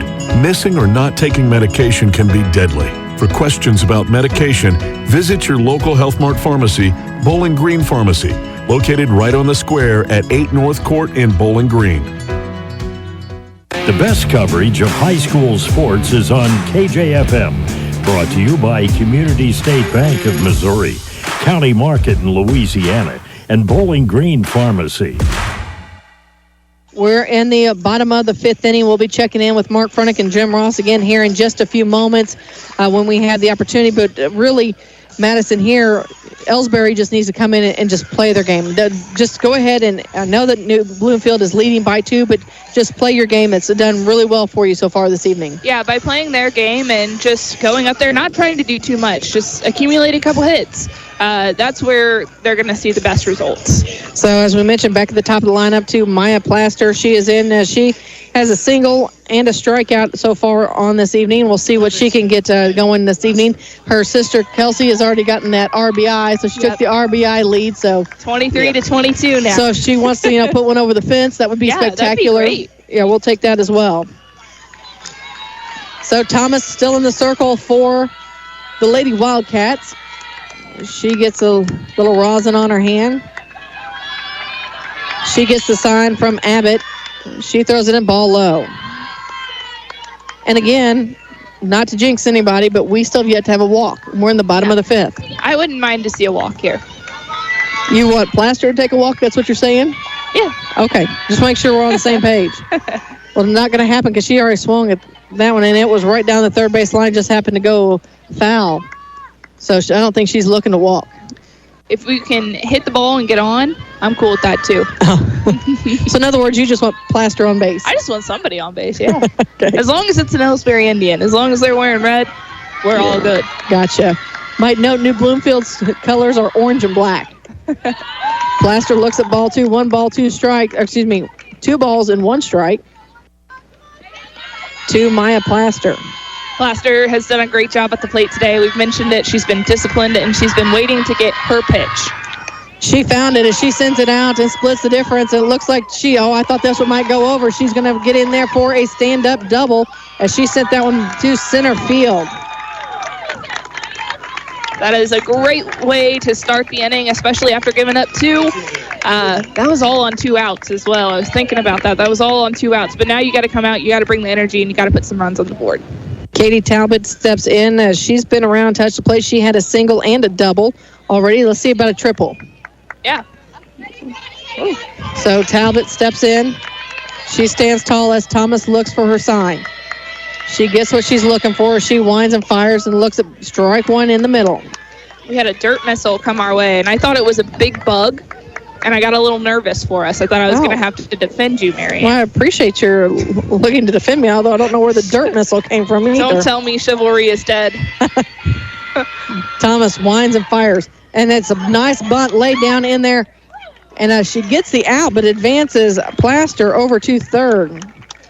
So the sack bunt there by Talbot for out number 1. So now Kelsey's up, and so how much does it hurt a little bit if Sister takes another RBI lead because scores Sister? Maybe they're just happy to get the win. It's just a win. That's all that matters. Kelsey looks at outside for ball 1. Kelsey wears number 20 on her back. Again, she bats on the left-hand side. Thomas goes all the way back to the back of the circle. We're going to get an update from Mark Fronick and Jim Ross at the end of this inning. As they throw it in there and looks at strike 1. So 1 ball, 1 strike to Kelsey Plaster. She had a single to right field her last at bat, and it was a pretty hot shot. It is. She laid down a sack bunt in the first. As she stands in the batter's box now. Looks at this one. She cuts this one, and I think she comes around and may have hit her face mask. Yeah, I don't know if it was the ball, like the foul ball that had hit her, or if her bat kind of Either way, look at her. She's like, no, let's play ball. It's time to shake it off. Rattled her a little bit. Nobody's got time for this, she says. She tells coach, go on, back down third base. I'm fine. Now she's kind of tossing her bat at the umpire like, hey, let's go. Back there. We got a ball game to win. So Kelsey's back in there. Plaster is ready. So 1 ball, 2 strikes, 1 out. Thomas rocks back, winds, fires, and Plaster puts this one right to the first baseman. She reaches for it. She gets the out. No, So the ball was on the ground, and Cameron Herron was kind of grabbing for it. And so, she didn't have total control of the ball, which is what the umpire is calling. And so, Plaster, good thing she ran that out, and good thing she didn't run to the dugout, because now that's another base runner for the Indians, and 1 out. So, basically, the ball was hit right to Herron, right? So, Herron leaned over. She didn't field it cleanly, but it was on the ball, so she put her glove on the ball, thinking that was enough of a possession, and her foot was on the bag, and umpire says, no, it is not. Yep. So she didn't have control, and she just kind of trapped it. So there's an error on the first baseman, and that brings up Mackenzie Gladney, as she went pretty far. She had a nice big hit in there, her last at bat. She takes strike 1. So, again, that brings us, since Maya crossed the plate, that brought it within 1 for Elsberry, 5-4, bottom of the 5th. Big hit in there from Gladney. She's going to look and move it around. She moves Kelsey to second base. That was a hard hit from Gladney. She did it the first at-bat, too, but Asia Nichols took that hard-hit ground ball right off the inside of her ankle. She was kind of back on her heels and wasn't expecting that ball, and Gladney said, hello, I want a single. She got it. I mean, I've seen very few hit as hard as that one that just went down, and that's going to bring up Peyton Robinson. She's had good contact. She's hit both of hers out to left field, and Elsberry looking to possibly score and retake the lead here in the bottom of the 5th. Again, we'll have an update from Mark Fronick and Jim Ross from the Silex Cairo game at the end of this inning. So it looks like Ella Barber is over at first base running for Mackenzie Gladney again. So Robinson steps in as Thomas gets her sign. Winds and fires. She fires this one right down to third, and they don't field it cleanly. And they're going to call her safe because they dropped the ball. So that ball was hit off of Asia Nichols' glove. She tried to come up with it. Macy Abbott was actually the one who kind of took possession of that ball because it was kind of laying around behind third base. So Macy Abbott dove into third, and Plaster got to third base, and when she did, that ball popped out of Macy Abbott's glove. Yeah, so right now, fielding errors by New Bloomfield has bases loaded for the Elsberry Lady Indians, and that brings up Anna Talbot. Talbot has made contact, and the fans are standing for Elsberry. Talbot looks at strike one, only one out. So Talbot looks at the first strike. 5-4 our score. Indians had the bases loaded. New Bloomfield on top by one with one out. A single here probably scores two, to be honest. She fouls this one back and out of play. So no balls and two strikes.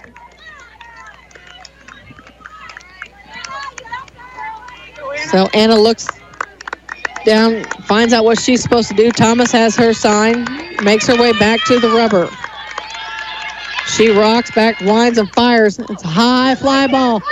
And it's going to be right here. And Macy Abbott gets the catch in foul territory for out number 2.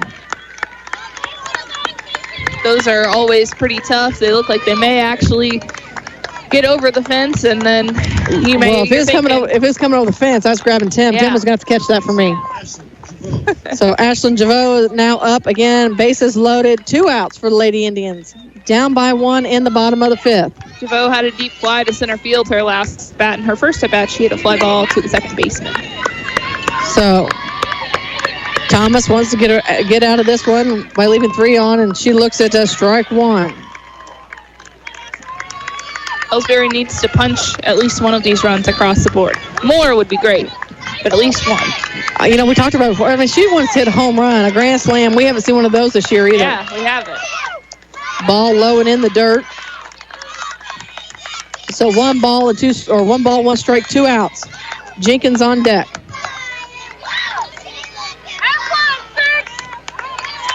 As you can hear, the Elsberry faithful behind us, they're excited and pumped up. Thomas looks for her sign. She has it now. Winds and fires and ball outside.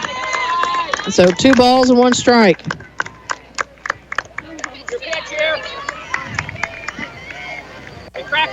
Thomas looks like she's trying to calm herself down as she steps all the way back to the back of the circle, kind of does a little hand motion like she's breathing in. She throws this one in. There's a big shot, and 2 are going to score. Elsberry's going to regain the lead at the plate, and everybody's safe. That's a big hit from Javot. A big hit from Javot. Right up the middle, right to the center fielder, Jenna Nichols. And Jenna Nichols couldn't do anything other than fire that ball home, and 2 runs cross the plate for the Lady Indians. So runners at first and third now. Robinson over to third, Javot at first base, and that brings in senior Abby Jenkins. So Elsberry retakes the lead. They now lead 6-5. As you mentioned, at the corners are runners for Elsberry. So Jenkins steps in. She's had good contact while she's been up there. She had a hard ground ball to the shortstop for her first at bat. And then she went and she fouled several of them out. Her last at bat. High fly ball here. This one. Oh. And I tell you what, Heron gets that one for the out in foul territory, but not before the Elsberry Lady Indians regain the lead. Let's send it to Cairo for an update from Mark Furnick and Jim Ross. Well, after Silex left a runner in scoring position in the bottom of the first inning, a hit and an error have runners at first and second for Cairo with 2 outs after a nice play by Taylor Howard, and now an 0-2 count on West Hughes. Lily West Hughes, the number 8 batter in this order. 2 down and an 0-2 count as Taylor Howard tries to pitch her way out of this one, Jim. Well, she's got the kind of stuff to do that. Maybe a strikeout right here. Nope, she doesn't chase the rise ball. So still a 2-strike, 1 ball, 2-strike count with 2 outs here in the top of the second inning. The most drama we've had early on in this ball game.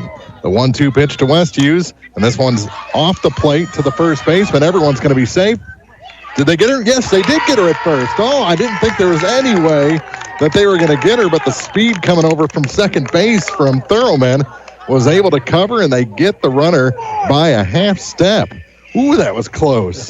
So we played an inning and a half here and no score as Howard does some pitching, gets a little defense to get out of a jam, and Silex coming up in the bottom of the second here from Cairo on KJFM.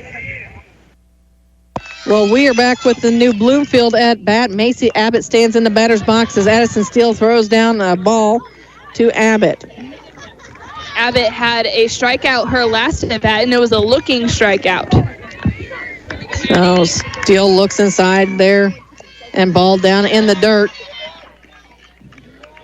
So two balls and no strikes as we're just getting started again. Elsberry, big inning in the bottom of the fifth. Came back, regained the lead. They now lead by 1, 6-5. As Steele looks in there, and they crank this one out to left field, and it's going to get past Anna Talbot, and it's going to be a stand-up double. That was a hot shot. It looks like Steele is having a little bit of trouble finding the zone and where she wants to be. She's kind of leaving some pitches up in the zone, and those are the ones that are finding their way to the outfield. So that brings in Jenna Nichols. Nichols struck out looking at first at bat and then grounded out to second base. As Steele winds and fires, she looks to lay down the bunt, and they're trying to get the out at third, but they couldn't quite get it, and so Abbott gets the steal. Peyton Robinson made a very good effort to try to snag that ball, keep it on the infield, and she kind of putted it, but Talbot was there to pick up the ball to get it in. So that was a strike called on Nichols. And looks at ball one. The top of the zone. Not a bad spot. So Steele again back on the rubber. Looks into Gladney for the sign. No outs with a runner on third. There's contact there. They look her back and everybody's safe. And I tell you what, that's actually heads up playing there with Maya Plaster and Peyton Robinson. She looked her back, didn't let her score. You can take the single and have runners on the corners, but she didn't allow that run to cross the plate. And the good thing is we didn't throw the ball around either. That adds some pressure and good heads-up play from Plaster. So Scheichel stands in the batter's box now. So as Steele looks, still no outs. She looks at strike one. And they try to throw out Abbott down at third. With that, Nichols takes second. So runners in scoring position, no outs. Scheichel's a fly ball at second base, her last at bat. Before that, she had a single to right. Ball low in the dirt. Gladney does a good job of keeping it right there in front of her. So 1 ball, 1 strike, no outs. Again, as we mentioned, runners on second and third. Steele looks over to the dugout for the call. They move the defense around just a little bit. Everybody has what they need. Gladney set behind plate, and it's ball right down to third base. And they thought they got the runner at third, but they don't. Good heads-up play once again by Plaster, and it looks like Abbott just got right under that ball. Silex takes the lead 1-0 right now.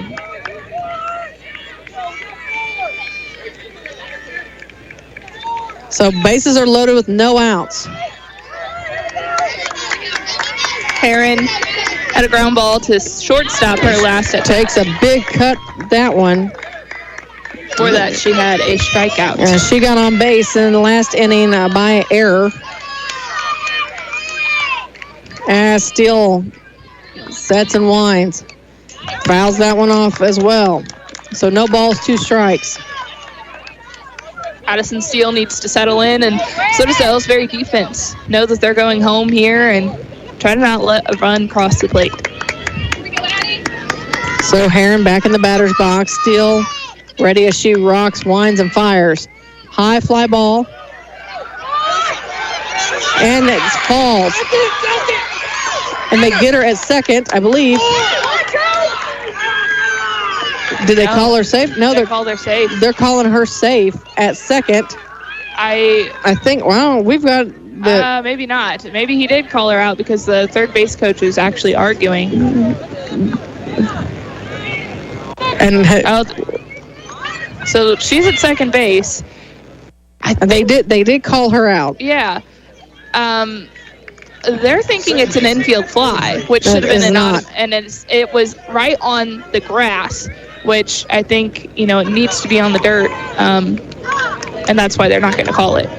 So yeah, they're not going to call it. Well, if they call it, it could be like that wild card game with the Cardinals and their infield fly. Yeah. It doesn't matter. So we're tied at 6 apiece. They got one out and runners at the corners. 6-6 though. 6-6. And that brings up back to the top of the order. I tell you what, while they make an adjustment, let's take a quick game break to Mark and Jim and tell us how we got 1-run lead for Silex. Here at Cairo High School, was talking to some of the fans here. A leadoff double by Carson Harlan. She goes to third on a pass ball and then scores on a ground out. And that's the difference in the ball game here as Silex has taken a 1-0 lead here against the Lady Cats. And just good old-fashioned softball gets the run home. A lot of balls in play. And they're wearing the shortstop out, Silex is. She's already had 3 chances in the game and the 6 outs. And the pitcher doesn't throw terribly hard and then throws something slower. So I'll look for Silex to really dial in the second time around. We're into the top of the third inning here. 1-0 Silex leading in this MSHSAA Class 1 sectional. We'll send it back to the quarterfinals in Class 2. And Marianne Eberhardt and Maddie Ingram. Well, it was Avery Nichols who got a big hit out to left field to bring home another run as New Bloomfield retakes the lead at 7-6 with 1 out here in the top of the 6th. Still looks, she winds and puts this one right down the zone. Nichols takes second base. Still only 1 out here. And we've got Heron over on third. Big swing in there by Brooklyn Smith as she has no balls, 2 strikes. And as I mentioned, 1 out. New Bloomfield with the lead, 7-6. Steele looks for a sign from Gladney, gets it, winds and fires, ball outside. Not a bad spot with 2 strikes. Now looking forward to chase that one. Smith had a ground ball to up the middle as a single. And there's another ball high. Elsberry fans aren't liking that.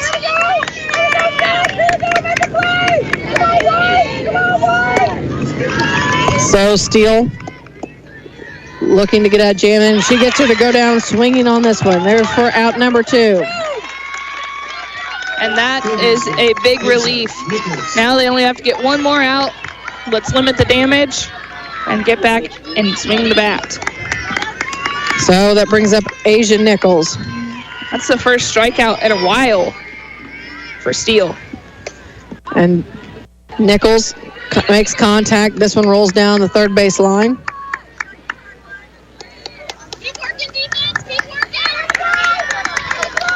And Steele walks back to the back of the circle.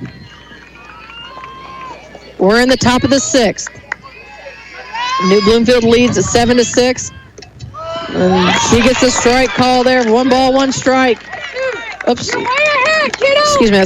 No balls, 2 strikes. Lots of support here from the Elsberry fans. Trying to get out of this inning.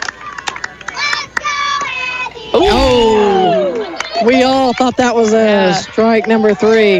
I was about to get really excited for her. I was. I think they said that was a little on the inside. So 1 ball, 2 strikes, 2 outs.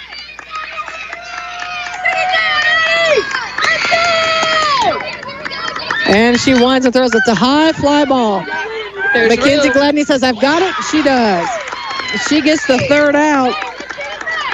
And we are headed to the bottom of the 6th. New Bloomfield leads this one 7-6 as you're listening to postseason softball on Eagle 102. Game of the Week coverage brought to you by Clint Bowen Construction, Meyer Implement Company, and Central Elevator. From the classic cheesesteak and rich crab cakes to the Philadelphian favorite water ice, a taste of Philly in Bowling Green is a fan favorite. A meal ready for you before or after the game, and game day jerseys are welcome. Open 7 days a week. A taste of Philly.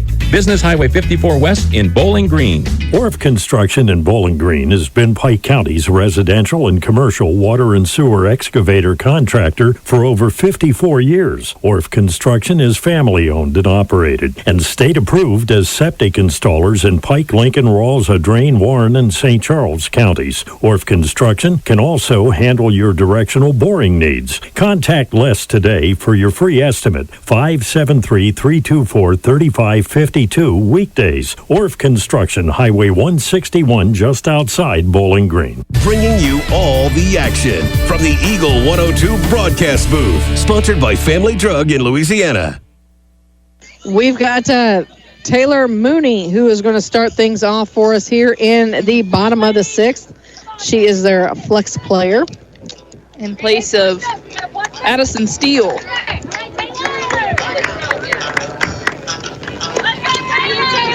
So everybody's going back to their spots.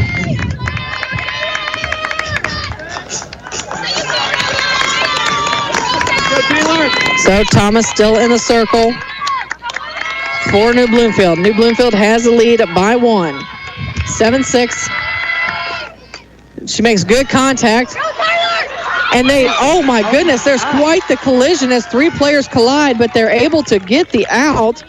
And I believe that was their shortstop, Macy Abbott, coming in to get it. As Thomas, Abbott, and I believe that is Avery Nichols all collided and rolled over each other. While they're checking on their players real quick for injuries, let's take a quick update to Mark and Jim in Cairo. 1-2-3 inning for Cairo in the top of the third inning. Now Silex comes to bat, and the number 9 hitter, Sarah Weatherford, ahead in the count 2-0 to start this bottom of the third inning with Silex up 1-0 here at Cairo.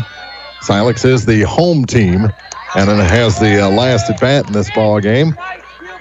And so far, nice little start to this game. The pitching's been good for Silex, and they got a nice manufactured run last inning. Both pitchers get the ball and throw it, and it's a quickly paced game, and you got a hit batsman. So another runner aboard for Silex. That's their third base runner of the ball game. They stranded Thurlman in the first after a walk and a stolen base. And they drove home Carson Harlan last inning after she led off with a double to the right center gap. Back to the top of the order for Silex. Runner goes, throw is low, and it's a stolen base. And now an RBI opportunity for Taylor Howard. 1-0 Silex here in the bottom of the third inning. We'll send it back to New Bloomfield in the Class 2 quarterfinals. And Maya Plaster just flew out to left field for the second out here in the bottom of the second. And that'll bring up Katie Talbot. We'll get back to Mark and Jim here in just a few moments for another update. And then as soon as this game wraps up, they'll finish out their game in Cairo. So 7-6 our score here in New Bloomfield on top of Elsberry by 1. 2 outs for the Lady Indians. Katie Talbot in the batter's box as she looks at strike 1. Talbot has bunted a couple of times today. She's also had a double to left center field. That was a pretty good shot. And if she can continue, then it'll be Kelsey Plaster. Talbot fouls this one back out of play. So no balls, 2 strikes, and 2 outs. As soon as this inning is over with, we'll head back to Cairo for another update from Mark and Jim in the Silex Cairo sectional action. As she winds and throws balls outside. 1 ball, 2 strikes, 2 outs. Everybody, by the way, was okay from the little collision. Looked like Macy Abbott had taken a knee to the face in that, and they were kind of checking her out from it. And it looks like Talbot is going to go down looking for the third strike. So as we head to the top of the 7th, New Bloomfield is on top by 1, 7-6. Let's head to Cairo with Mark and Jim. Runners at second and third for Silex. We had the leadoff hit by pitch on ball 4, and then an intentional walk of Taylor Howard. They both stole second and third, kind of a delayed on a nice block by the catcher, actually, but it bounced 2-3 feet in front of her, and That was enough for the runners to take a base, and now a walk to Rita Thurman, and the bases are loaded with nobody out for Gwen Gilbert, the number 3 hitter in this order. And this is possibly the ball game here early. Key moment in the game for sure. Bases loaded, and Silex has yet to hit the ball, but you got to take advantage of it here. First pitch to Gwen Gilbert is a strike called to the right-hand hitting Gilbert. She's the center fielder. Wears number 13, lucky number 13, on the back of her green Silex jersey. She struck out looking back in the first. The 0-1 is kind of fisted to the shortstop. Throw back in the third. Everybody's back to their bases. She caught that ball on a fly. That was just a knuckler out to short, and a nice play by Avery Brumley for the first out. Got jammed badly and then threw it to third, trying to double off Weatherford, and threw it away. But the field's pretty small here, not a bunch of room on the sidelines. There's a ball inside on the first pitch to the designated player, cleanup hitter Tori Mudd. Mudd grounded out to short back in the first. She wears number 3.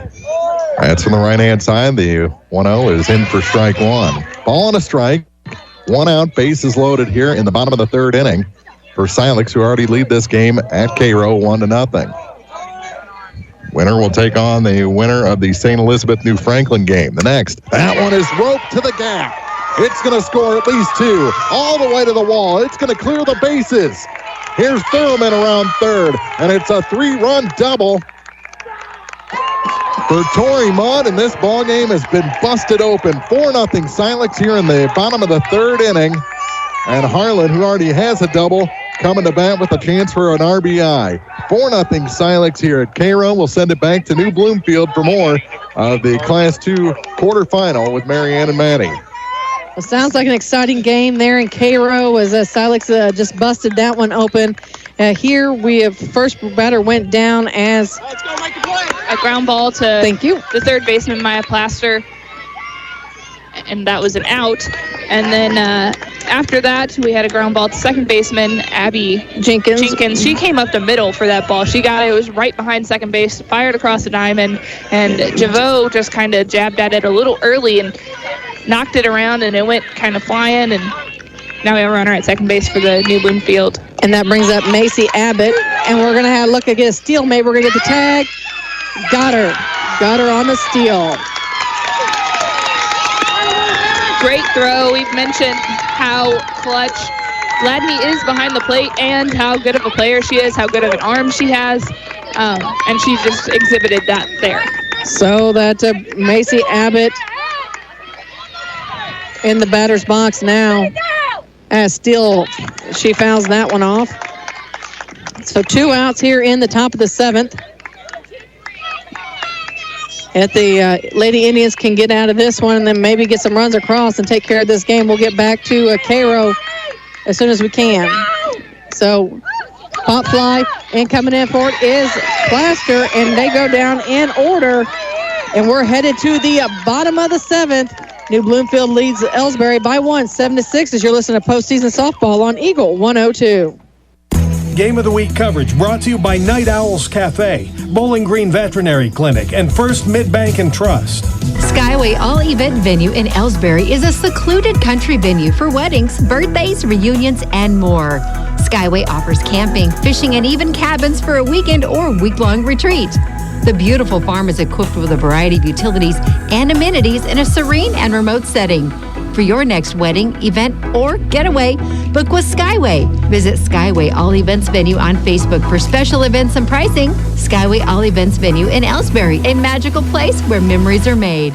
Area high school sports on Eagle 102 is brought to you by People's Bank and Trust, State Farm Insurance, Cindy Blaylock, agent, and Perkins Electrical Services.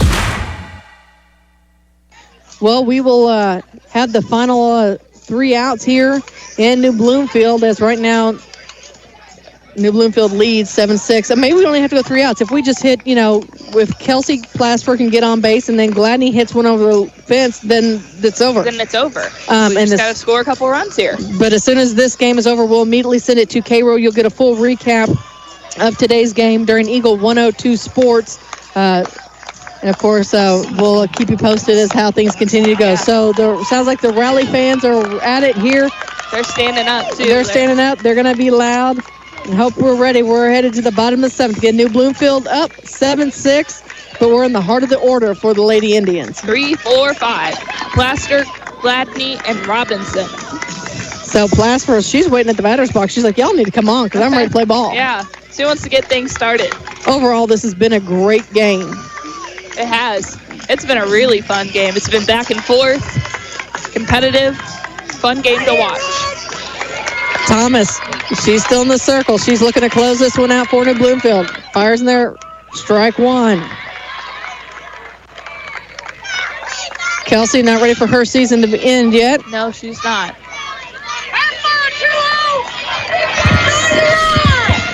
So Thomas winds and fires again. Plaster sends this one right to first base. She bobbles it and gonna beat her there. I began to think that she wasn't gonna make it there. She was on her hands and knees scrambling to get to it. That ball was also popping out of her glove. Yeah, I was afraid for her when her glove hit the bag that it was gonna pop out. Yeah. They've had a couple of those tonight. Umpire says she has control this time. So Gladney steps up now. And Gladney, there's a big sign out there that says Lady Wildcats. If you want to go over that, you would have these fans going crazy. Oh, yeah. And she goes to left field. She's going to get on for a single. One pitch, one hit there from Gladney, and that brings up Robinson. So let's say the same thing to Robinson. Robinson, there is a big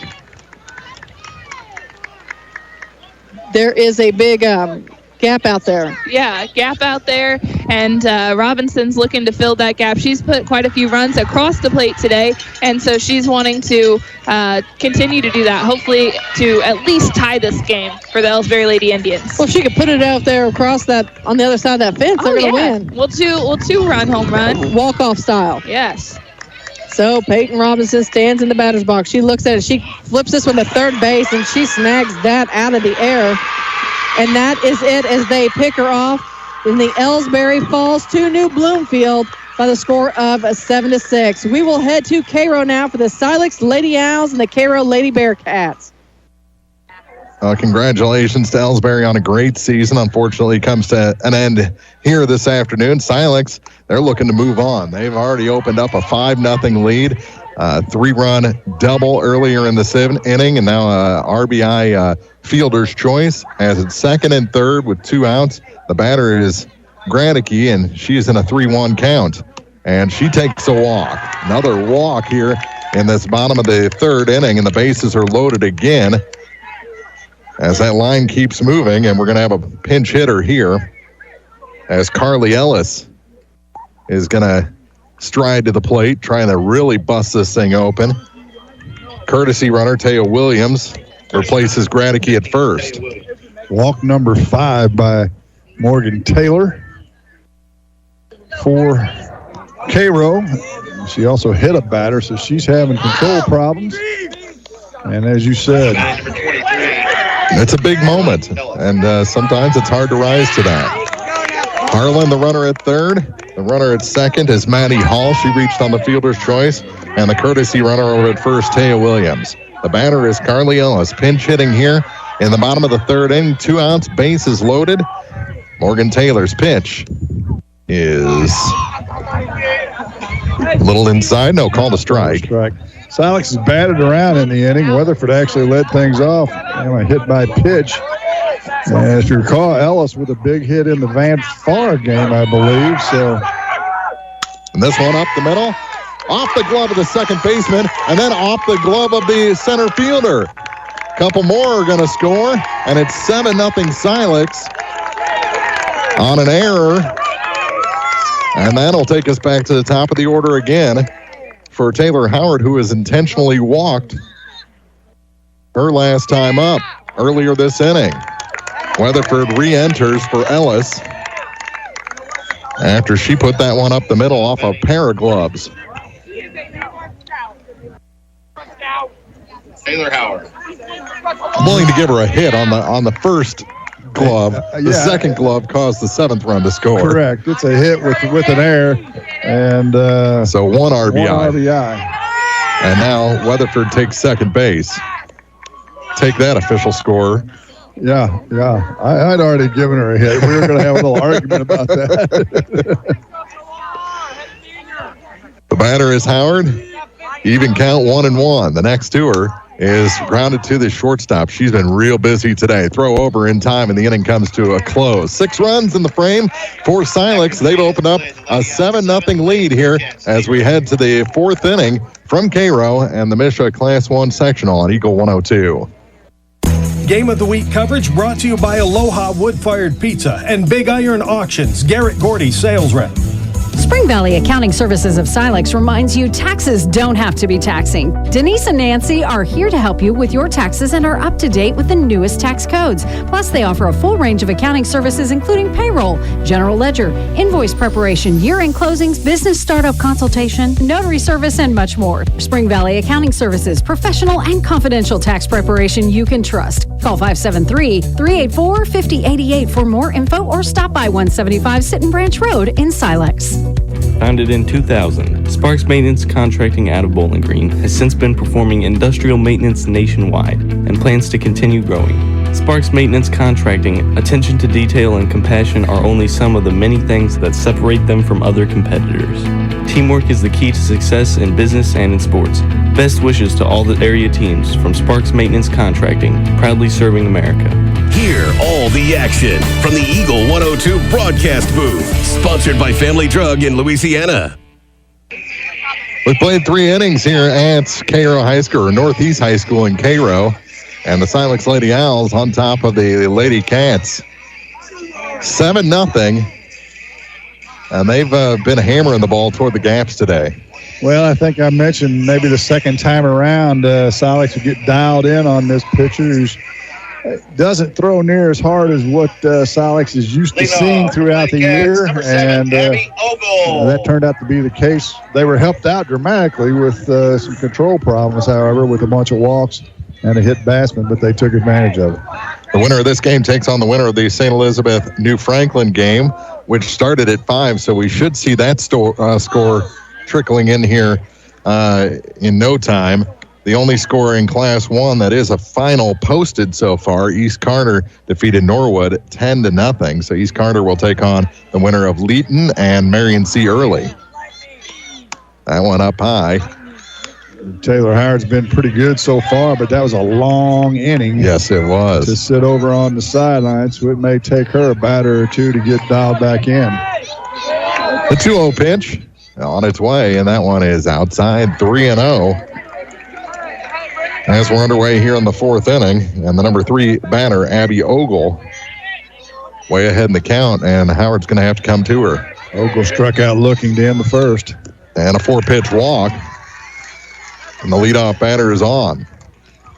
First walk of the game to go along with 4 strikeouts for Howard. And that'll bring in Izzy Zanker. Want to shut down hitting here if you're the Owls after scoring 6 in the bottom of the 3rd. Up high, so that's 5 straight out of the zone to start the inning.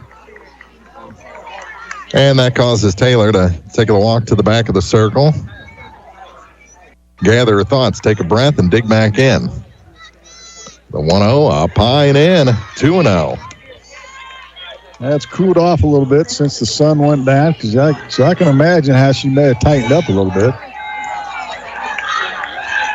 And again, we've seen this all season with Silex, a little communication breakdown between pitcher and dugout. That one fouled back to the screen. Finally got that drop ball over the plate. The rise curve was not working on the last batter, and the first couple of pitches to this batter, Zinker. 2-1 the count. And the next. Fouled back off the screen, had a good rip at it. Evens the count, 2 balls and 2 strikes. Runner at first, nobody out here in the top of the 4th inning for Northeast. The Lady Bearcats, call them the Lady Cats for short. In fact, they call this Lady Cat Stadium. Yes, they do. Popped up on the infield. Who wants it? The first baseman drops it, and everyone is going to be safe.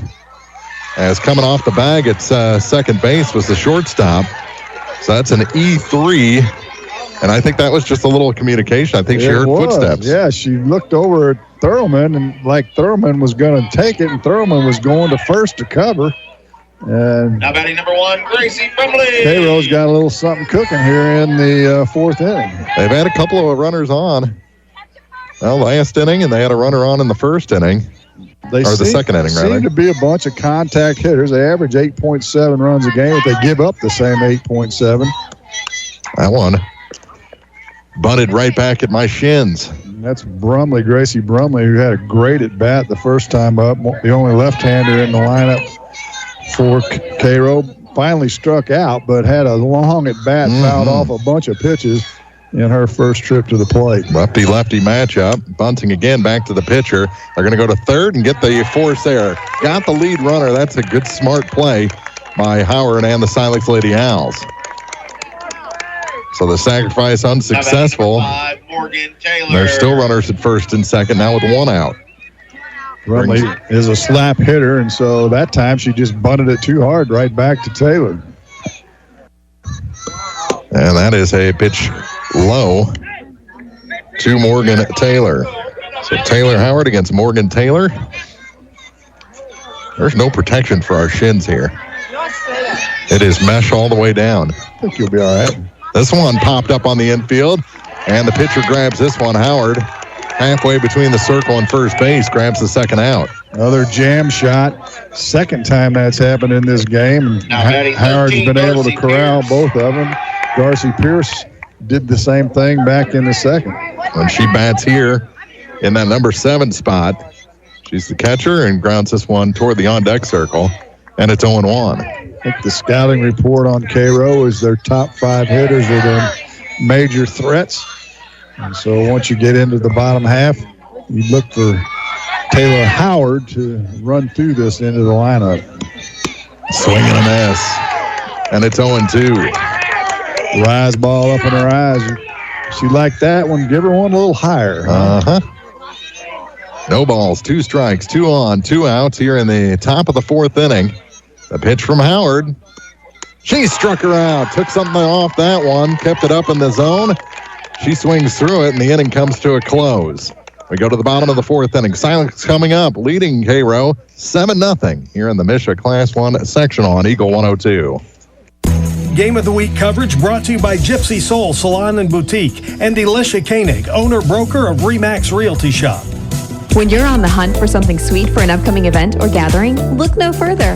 Kiki's Kitchen in Elsberry is your fix. Kiki's Kitchen can create anything from wedding and birthday treats to holiday sweets menus, brunch, and more. Check out Kiki's Kitchen on Facebook and Instagram to see delicious creations and promotions.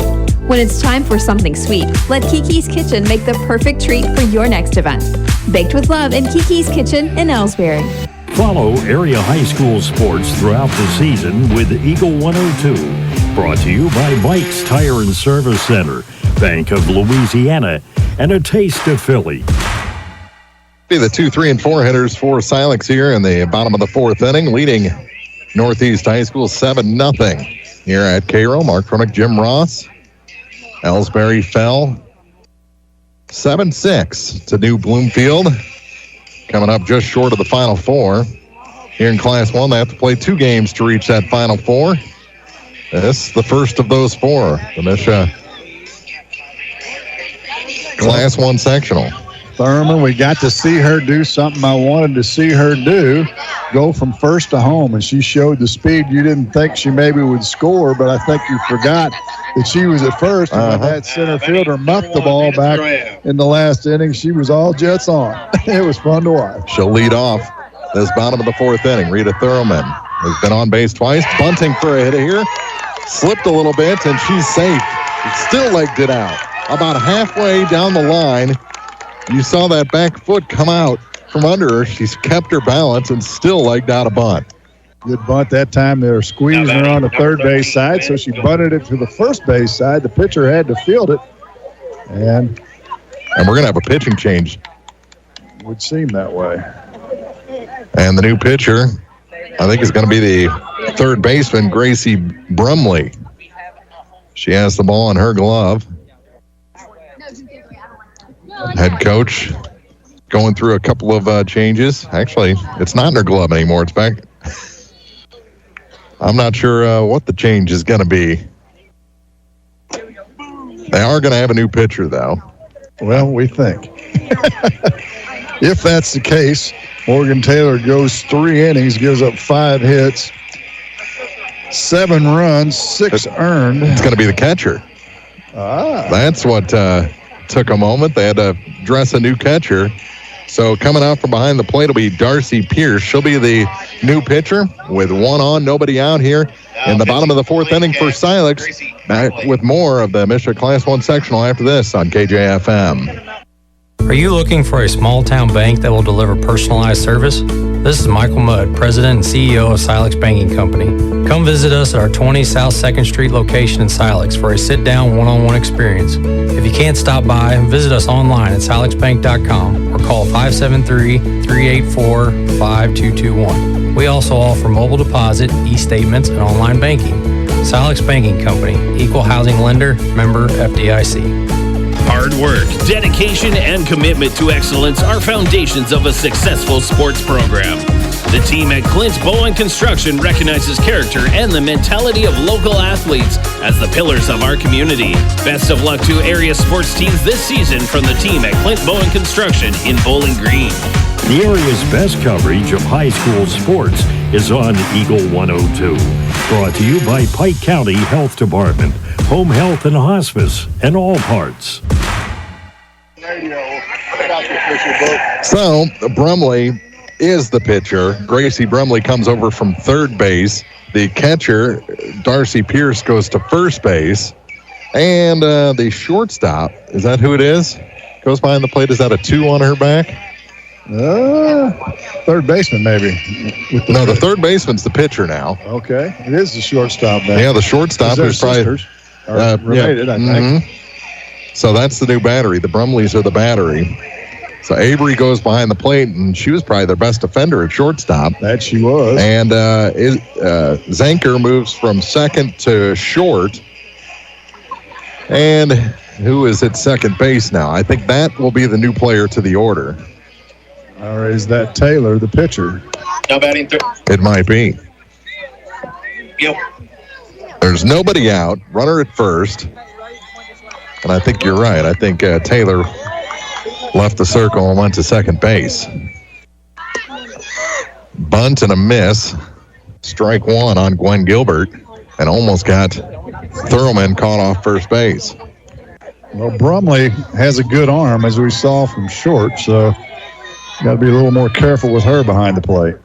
Swing and a miss, and now Thurman's picked off, and she's out of the baseline, and they won't even have to tag her. Called out by the field umpire, and there's 1 out. And there's that arm you were talking about. The old caught stealing. She dropped the ball, and Thurman got out in no man's land, if you will, and then decided to take off, and she was dead at that point. 0-2 the count to Gilbert, and lost the handle on the off-speed pitch, and it flew high. Brumley throws his rise and drop and a change, obviously. 7-0 Silex. Elsberry fell to New Bloomfield 7-6. She throws significantly harder than Morgan Taylor.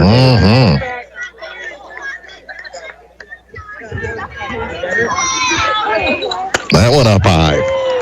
And the count goes full. Had her 0-2, now 3-2.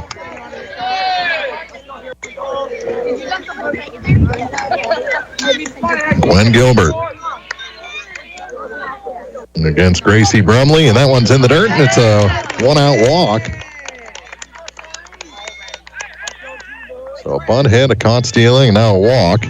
There's 1 on with 1 out, and Tori Mudd, who already has a 3-run triple, digs in.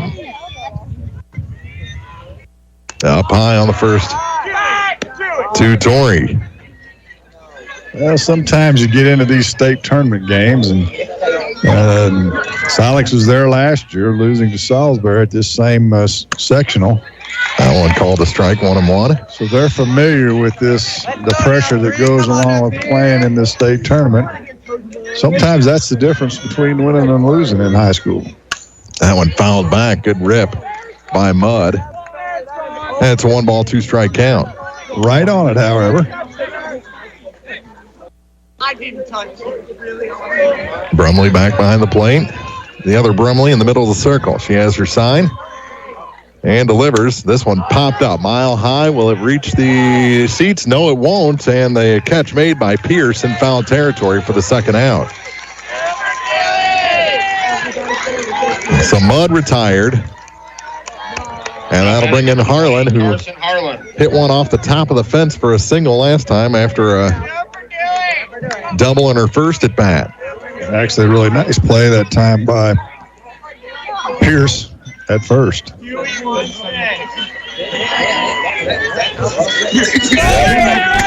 one is blasted. And it is gone over the right center field fence.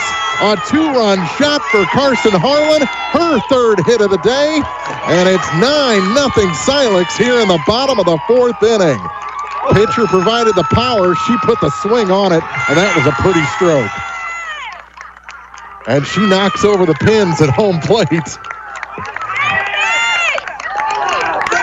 Carson Harlan with a 2-run home run. First home run I've gotten to call all season. It comes here in the postseason. Her third hit of the game, 2 RBIs, and that was a bomb.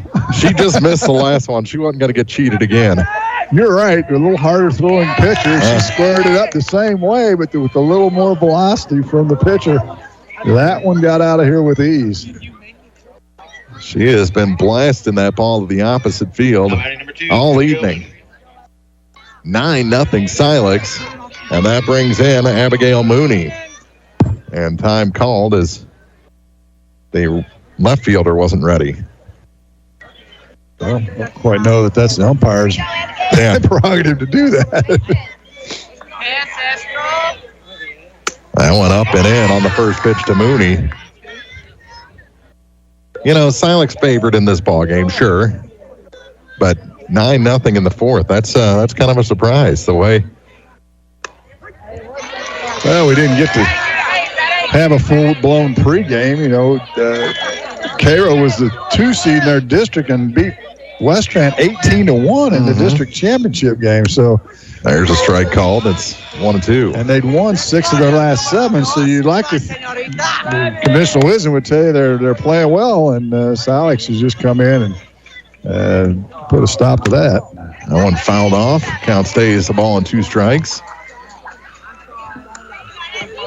The old walk comes back to haunt them. The 6th walk to go along with a hit batsman in this game for Cairo. A 1-2 pitch. This one is hit deep. And it moves all the way to the wall and over the wall. Back-to-back jacks for Silex. Abigail Mooney puts a charge into 1. She rounds third. She's coming home. Touch them all.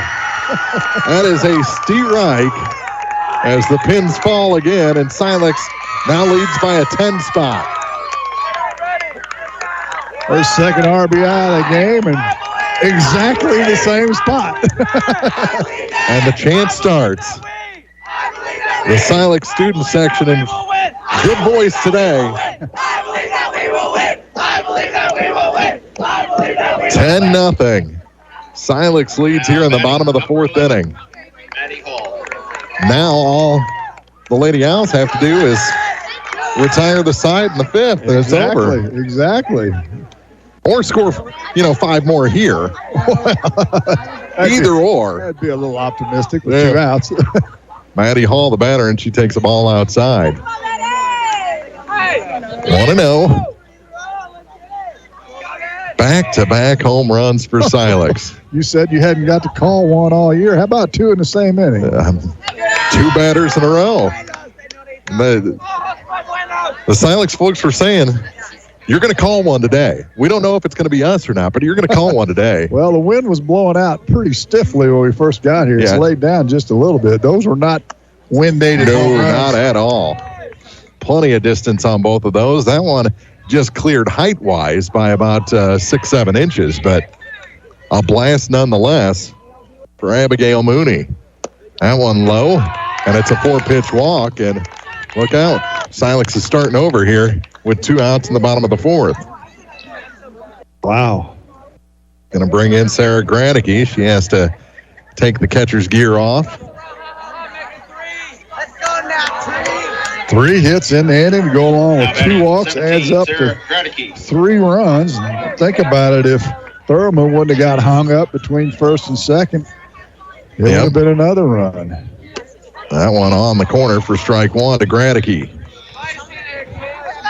Gradicke walked her last trip back in the big third inning where they outscored 6. 0-1, up high, ball and a strike. You know, we've seen Silex in a lot of one-run ball games this year. They didn't really have a breakout performance that we've seen until the Van Far game in the championship. Right.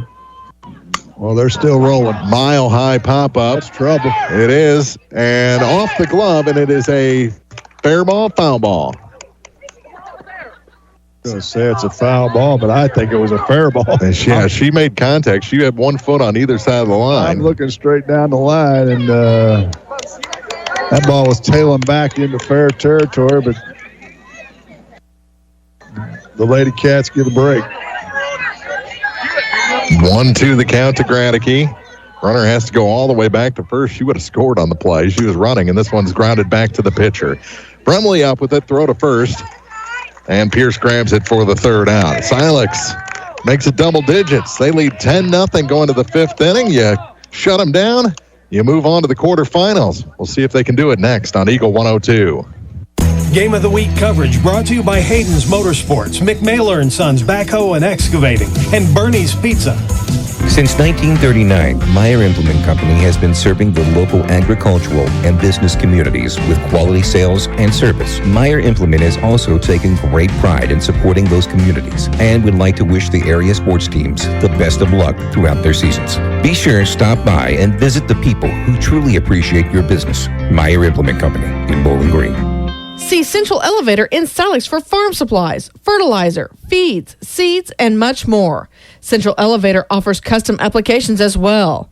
Central Elevator is your local Purina dealer, offering a fall line of Purina dog food, horse feed, supplements, and more. Stop in soon, and the friendly folks at Central Elevator will help you with all your farming operations.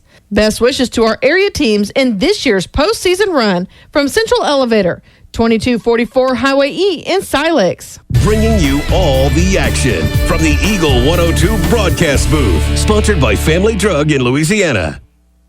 10-0 Silex leads as we head to the 5th inning here from Northeast High School in Cairo. Mark Fronek, Jim Ross. Marianne and Maddie had the Elsberry game. They fell at New Bloomfield 7-6. Just coming up short of the Final Four. Silex wants to get one step closer to that Final Four, and they've done what they needed to today, including back-to-back home runs last inning by Carson Harlan and Abigail Mooney.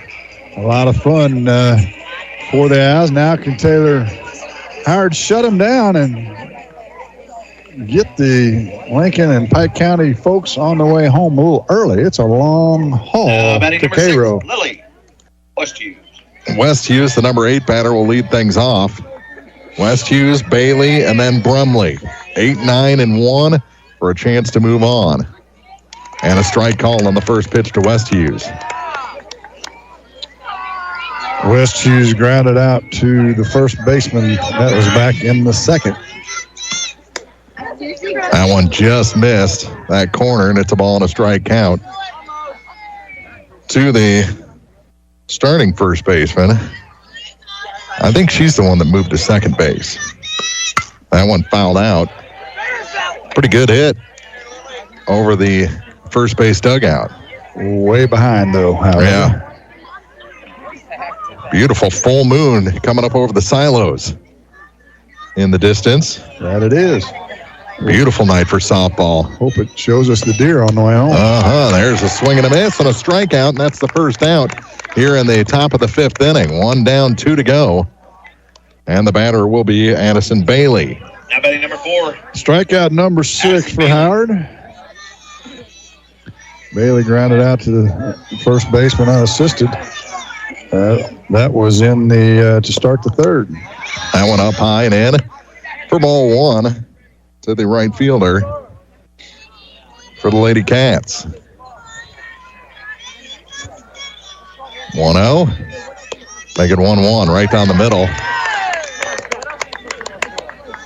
Evens the count. Well, after losing her way a little bit to start the 4th after that long 3rd inning, Howard settled back in right where she started. She's been good all day. Swing and a miss, and it's a ball and 2-strike count. Struck out the first batter here in the top of the 5th. Now ahead, 1-2. There's a swing and a miss. Another strikeout, and Silex out away from advancing. Well, Cairo's spirit may have been broken a bit after the last 2 innings, especially the 2 home runs to put an exclamation point on this thing. So back to the top of the order now for Brumley. The final hope for the Northeast Cairo Lady Cats. That one fouled out of play. Brumley grounded out to short in the 1st, struck out in the 3rd. Silex 2 strikes away from moving on.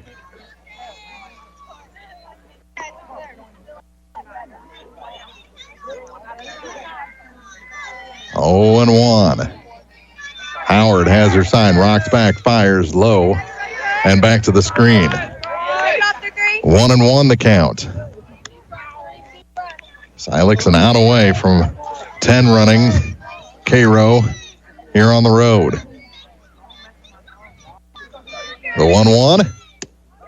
Called a strike off the inside corner. That curveball that she's so good at throwing. Started in the middle, broke right under the hands of Brumley. 1 ball, 2 strikes, 2 outs. This one grounded to the 3rd baseman. Up with it, throw over. Silex is moving on. 10-0 our final. Here at Northeast High School in Cairo, the swinging Silex Lady Owls, powered by back-to-back home runs, defeat Northeast by a 10 spot in 5 innings. 10-0 our final. Back with the postgame for you after this on Eagle 102. The Eagle 102 postgame show is coming up, brought to you by Abel's Quick Shops. Here's one question that has no wrong answer. Are you going to choose the new Shell and Fuel Rewards card to be used at Shell stations, or the Shell and Fuel Rewards MasterCard that can be used everywhere MasterCard is accepted? With both, you save 10 cents per gallon up to 20 gallons every time you fill up. And you also earn 10% rebates on your first $1,200 in non-fuel purchases per year at Shell stations. See? You can't go wrong with either. Visit www.shell.us/getrewards and apply today. At participating Shell stations only. Terms and conditions apply. Before and after the game, Night Owl's Cafe has your fix for breakfast, lunch, dinner, and dessert. Night Owl's is the perfect spot for down-home cooking, offering a full menu of tasty items sure to fit your taste buds. From breakfast sandwiches and waffles to pizza, burgers, and wraps, Night Owl's has it all. Check out the Night Owl's Facebook page for daily specials and updates on their freshly baked pastries. Night Owl's Cafe, 115 Main Street in Silex. Bowling Green Veterinary Clinic knows that getting the best care for your pet is a top priority. They strive to provide the greatest quality medical and surgical care for our furry companions. Their newly expanded and remodeled facility, with accommodations for comprehensive inpatient hospital care and complete outpatient care, allows the friendly and knowledgeable staff at Bowling Green Veterinary Clinic to keep your pet healthy and safe so the whole family can cheer on our area teams. Hear all the action from the Eagle 102 broadcast booth. Sponsored by Family Drug in Louisiana. Time now for the Eagle 102 postgame show on KJFM. Sponsored by Abel's Quick Shops. In 5 innings, the final in this one. The Silex Lady Owls 10, the Northeast Cairo Lady Cats nothing. And Jim Ross that was quite an effort put forth by the Silex Lady Owls here this evening. It was. They took advantage of Cairo. Cairo made it air, but more importantly, 7 walks in the game and a hit batsman. And in the inning where Silex did the most damage, where they scored 6 runs, they just had 3 hits and assisted by that error, but a number of walks, 1, 2, 3, 4, and a hit batsman in that inning. So, if we talk about it in our pregames normally, you got to throw strikes, you got to put the ball in play, you got to field the ball. Well, they didn't throw strikes, and then you got to take advantage of it if you're the other team, and that's exactly what Silex did. And then, of course, as you said, the exclamation points in the 4th inning with the back-to-back home runs from Carson Harlan and Abigail Mooney, which really just ignited this place for the Lady Owl fans. Oh my goodness!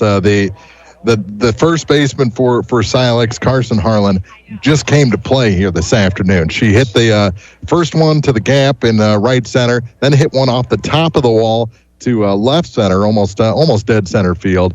Only got a single out of that one, so maybe she was a little angry. Came in against the harder thrower and absolutely blasted one over the right center field fence. We'll go with that. She had 3 hits though, and led Silex offensively. A big 3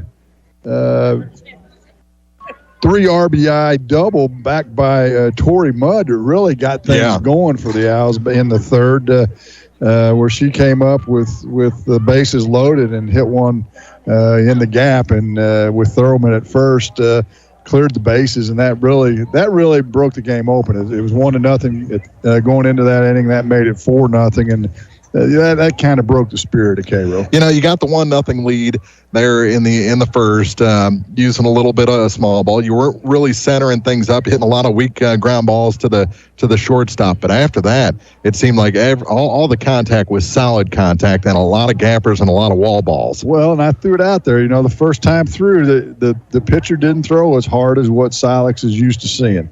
So they got used to it, and man, from that point forward, it was bombs away.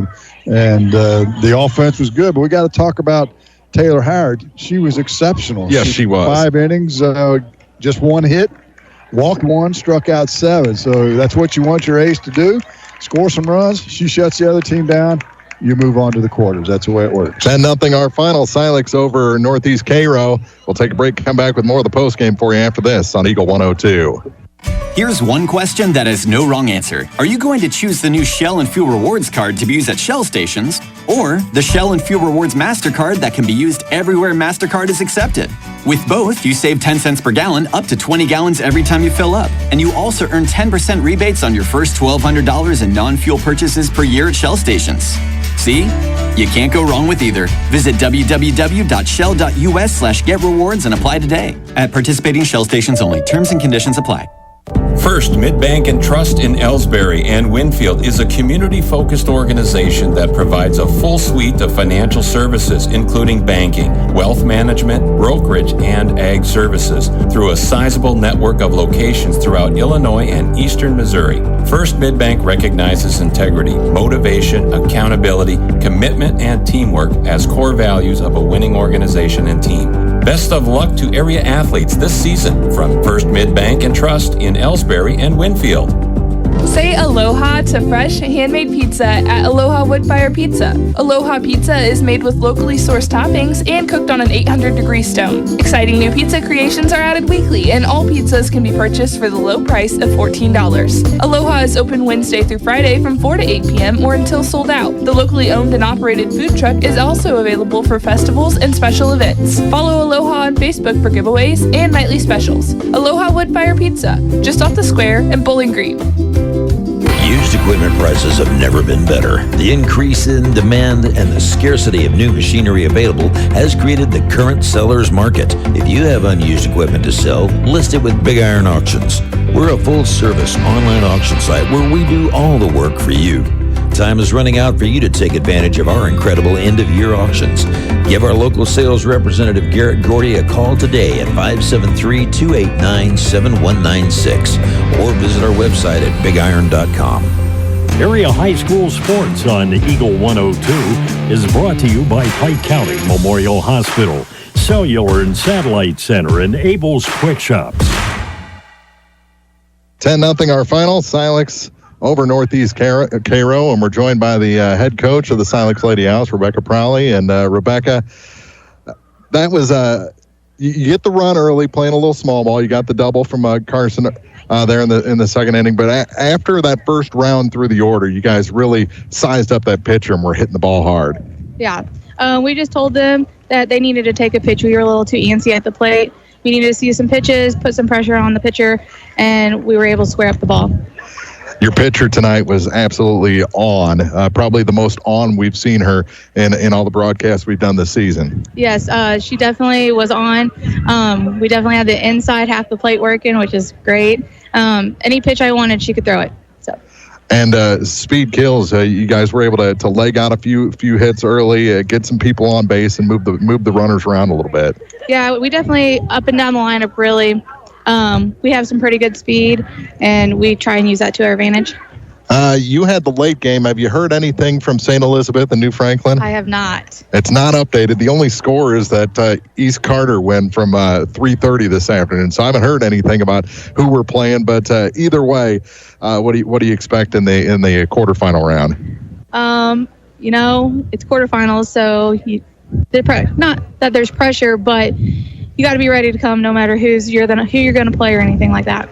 10-0 is a pretty good looking out on that scoreboard. That's a nice feeling to have, isn't it? Yes, it is.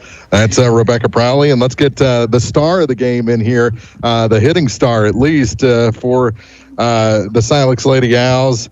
I think, Carson, it looked like you were a little upset that you hit the top of the wall the second at bat. I was very upset, and I've been waiting for this to happen.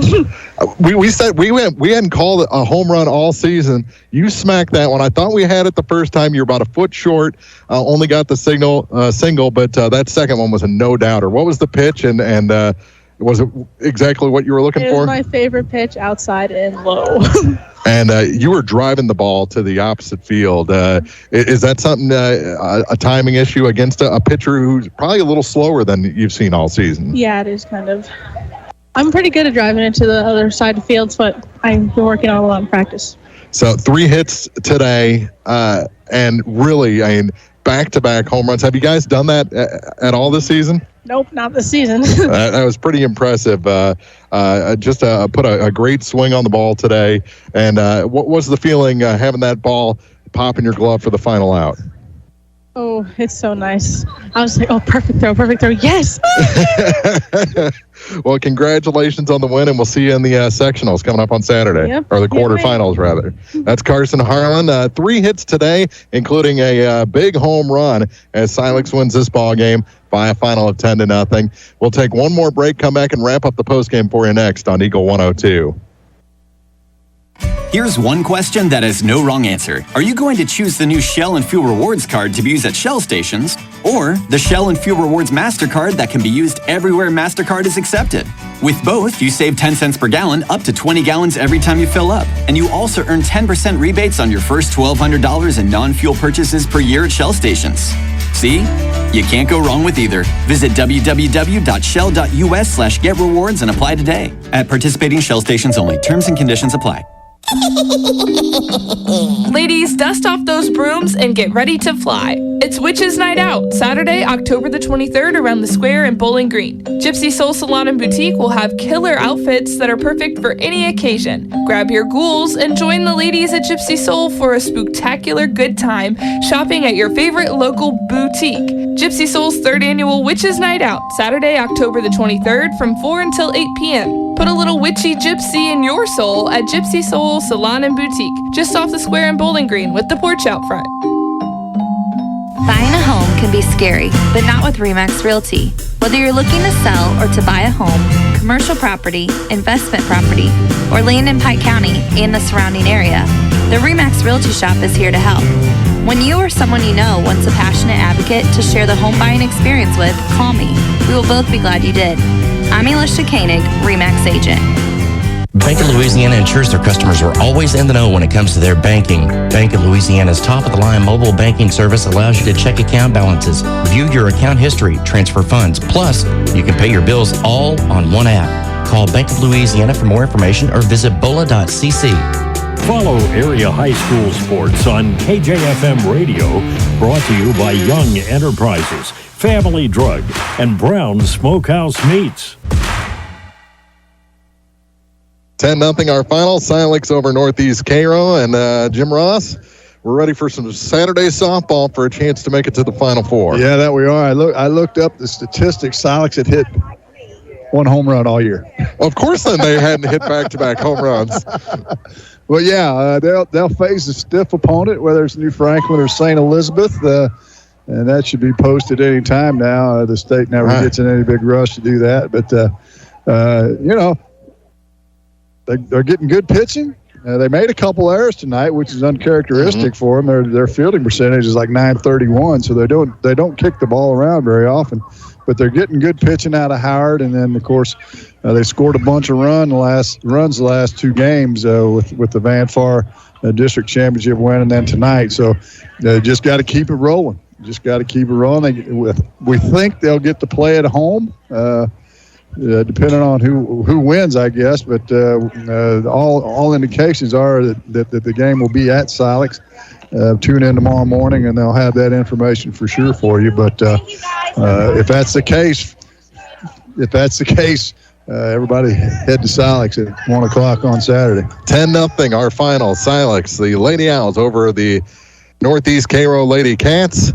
For Jim Ross and Marianne Eberhardt, Maddie Ingram, Mark Froelich saying we'll see you for more softball this Saturday on Eagle 102. You've been listening to Area High School Sports on Eagle 102. Join us each week as we bring you the best of Area High School Sports on air at 102.1, online at kjfmradio.com, and on the KJFM radio app. You can find a full recap of scores online and daily during Eagle 102 Sports, all from your area sports leader, KJFM Radio.